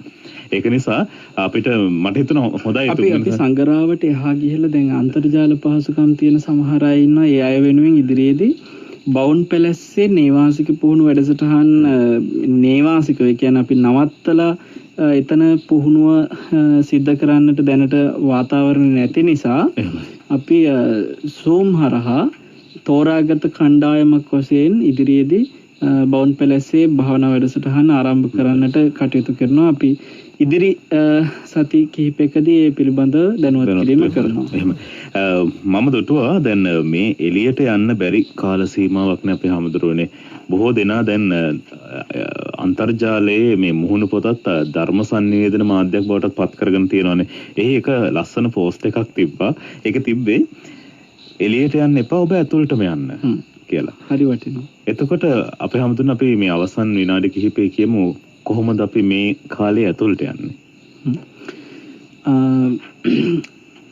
මේකේ දැන් සංචරණ සීමා කියන වචනේ. එහෙමයි. හරිද? හරි වටිනවා. මේ වාක්‍ය සංචරණ සීමාවක් කරනවා කියන්නේ ගමන් කරන එක සීමා කරනවානේ. එහෙමයි. අසීමාන්තිකව මිනිස්සු මේ අවශ්‍යතාවයටයි ඕනිකයි පය එකයි කියන එක කියමුකෝ. ඔක්කොටම ඇවිදිනවානේ. එතකොට මේක දැන් මේ අවශ්‍යතාවම තියෙන රටේ සීමිත පිරිසකට විතරක් යන්න එන්න දීලා අනිත් අය ඔක්කොම ගෙට කරා. එහෙමයි. හරිද? එතකොට ඒකට කියනවා අත්‍යවශ්‍ය සේවානේ. අත්‍යවශ්‍ය සේවා. අත්‍යවශ්‍ය සේවාවලට විතරක් සංචාරණයට ඉඩ දුන්නා, අනිත් ඔක්කොම සීමා කළා. දැන් මේ වන විට අතිශය අත්‍යවශ්‍ය සේවා විතරයි අපි අමතර. අපේ මනසත් එහෙමයි. දකින රූප තුල අතිශයින්ම අපිට මේ මනසේ දරාගත යුතු රූප තියෙනවා. එහෙමයි. ශබ්ද ඒ කියන්නේ කුසලයක් වැඩින දේ. ශබ්ද අතරිත් අපිට තියෙනවා අතිශයින්ම කුසලයේ පිණිස හේතු වෙන ශබ්ද. මෙන්න මේ වගේ අත්‍යවශ්‍ය අරමුණු තියෙනවා. ඒ අත්‍යවශ්‍ය අරමුණුම නිමිති අරගෙන අනවශ්‍ය දේ තියෙනවා අපිට ඇලෙන ඒවා, ගැටෙන ඒවා, රූප තුල, ශබ්ද තුල, ගන්ධ සුවඳ තුල, රස තුල, පහස තුල සංචාරණය කර කර හිටියා මේ මනසේ. හරිද? ඔන්න ඔය සංචාරණය කර කර හිටපු අනවශ්‍ය ඇලෙන ගැටෙන රූප සංචාරණ සීමා කරන්න. එහෙමයි. කෙලින්ම නවත්. අර අපි මේ ප්‍රකට ගාතාවක් තියෙන අපි හමුතුනේ දූරං ගමන් ඒකචරං අසරීරං ගුහාසයන් කියලා මේ දූර ගමන් යන හිත දැන් සීමා පනවන්නේ. දූර නෙමෙයි දැන් ළඟට ඒ කියන්නේ ඇලෙන ගැටෙන සියලුම සංචාරණය කර කර හිටිය රූපෝසේ සංචාරණය කරපු ඇලෙන ගැටෙන අරමුණු, ශබ්දෝසේ, ගන්ධ සුවඳෝසේ, රසෝසේ, පහසෝසේ මේ හැම දෙයක් ඔස්සේම අරමුණු ඔස්සේ සංචාරණය කර කර හිටිය මේ සීමාවක් නැතුව ඕන එකයි එපා එක ඔක්කොටම සංචාරණය කර කර ඉන්න හිතක් නේ තියෙන්නේ. මේ හිත දැන් ගෙට කරනවා වගේ අරමුණකට ගෙට වෙනුවට අරමුණකට. හරිද? මොකක්ද අරමුණ? භාවනා අරමුණ. ඒ අරමුණට සීමා කරන්න මනස අන්නේ සීමාව තුළ අත්‍යවශ්‍ය සේවා කියන අත්‍යවශ්‍ය අරමුණු තියෙනවා. සාමාන්‍යයෙන් කරන එදිනෙදා වැඩ දැන් අපි මට මෙතෙන් දෙනකොට දොර අරින්න ඕනි කියලා හිතක් එන ඒ සිත අත්‍යවශ්‍ය ගන්නෙ. ඒක කුසලයක් කියන ගන්න ඕන, ඒක අත්‍යවශ්‍ය. ඒ වගේ අත්‍යවශ්‍යවට විතරක් හිත හසුරවන්න, අනිත් ඔක්කොගෙම බහැරට කෙලෙම සංචාරණ සීමා කරන්න මනසේ අරමුණ. හොඳයි අපේ හමුදුරනේ මේ සංචරණ සීමා පනවල තියෙන කාලේ දැන් අපි රජයේ ප්‍රවෘත්ති අනුව සඳහන් කළේ ලබන 7 වෙනිදා වෙනකන් මැද කිසි ඉඩක් හම්බෙන්නෙත් නැහැ. හොඳටම සීමාවන් පනවල තියෙන්නේ. ඒ නිසා හොඳ කාලයක් අර FB post එක කිව්වා වගේම අපේ ගෞතම ස්වාමීන් වහන්සේ කිව්වා වගේම අත්‍යවශ්‍ය දේවල් විතරක්. හැබැයි පොලිසියට අහු වෙනවා කිසිම අවශ්‍යතාවයක් නැතුව බොරුවට පයින් අය. ඒ වගේ මේ හිතත් කොච්චර අපි අරහෙන් පාලනය කරන්න ගියත් පයින්නවා එක එක අරමුණ වලට සමීර. ඒතර අපිම පොලිසිය වෙන්න ඕනේ අපේ හමුදුරනේ. අපි පොලිසිය වෙන්න හරියටම හරි. හොඳයි එහෙමනම් ඔබට එවැනි මාර්ගයන් සකසා ගන්නට තමයි සිත්නෙත් අසපුව ධර්මදේශනාව ධර්ම සාකච්ඡාව නිරන්තරයෙන් සෙනසුරාදා ඔබ වෙත ගෙන එන්නේ. වගේම ඉරිදා රාත්‍රී 7ට ඉරිදා උදේ 8ට මෙත්නෙත් පාමුල, සතිය දවස්වල රාත්‍රී 9:30ට ධර්ම දක්ෂිනා මෙවැනි ධර්ම කරුණු සමග නිරන්තරයෙන් net ඇසුරු කරන්න කියලා අපි ආරාධනා කරනවා. අද ධර්මදේශනාව සහ ධර්ම සාකච්ඡාව පැවැත්වූ වන්දනීය පූජනීය වල්පොල ගෞතම ස්වාමීන් වහන්සේගේ නිවීම පිණිස මේ සියලු පින් හේතු වේවා කියන ප්‍රාර්ථනාවෙන් අපි සමුගන්නටයි සූදානම් වෙන්නේ. ඔබ සියලු දෙනාට සම්මා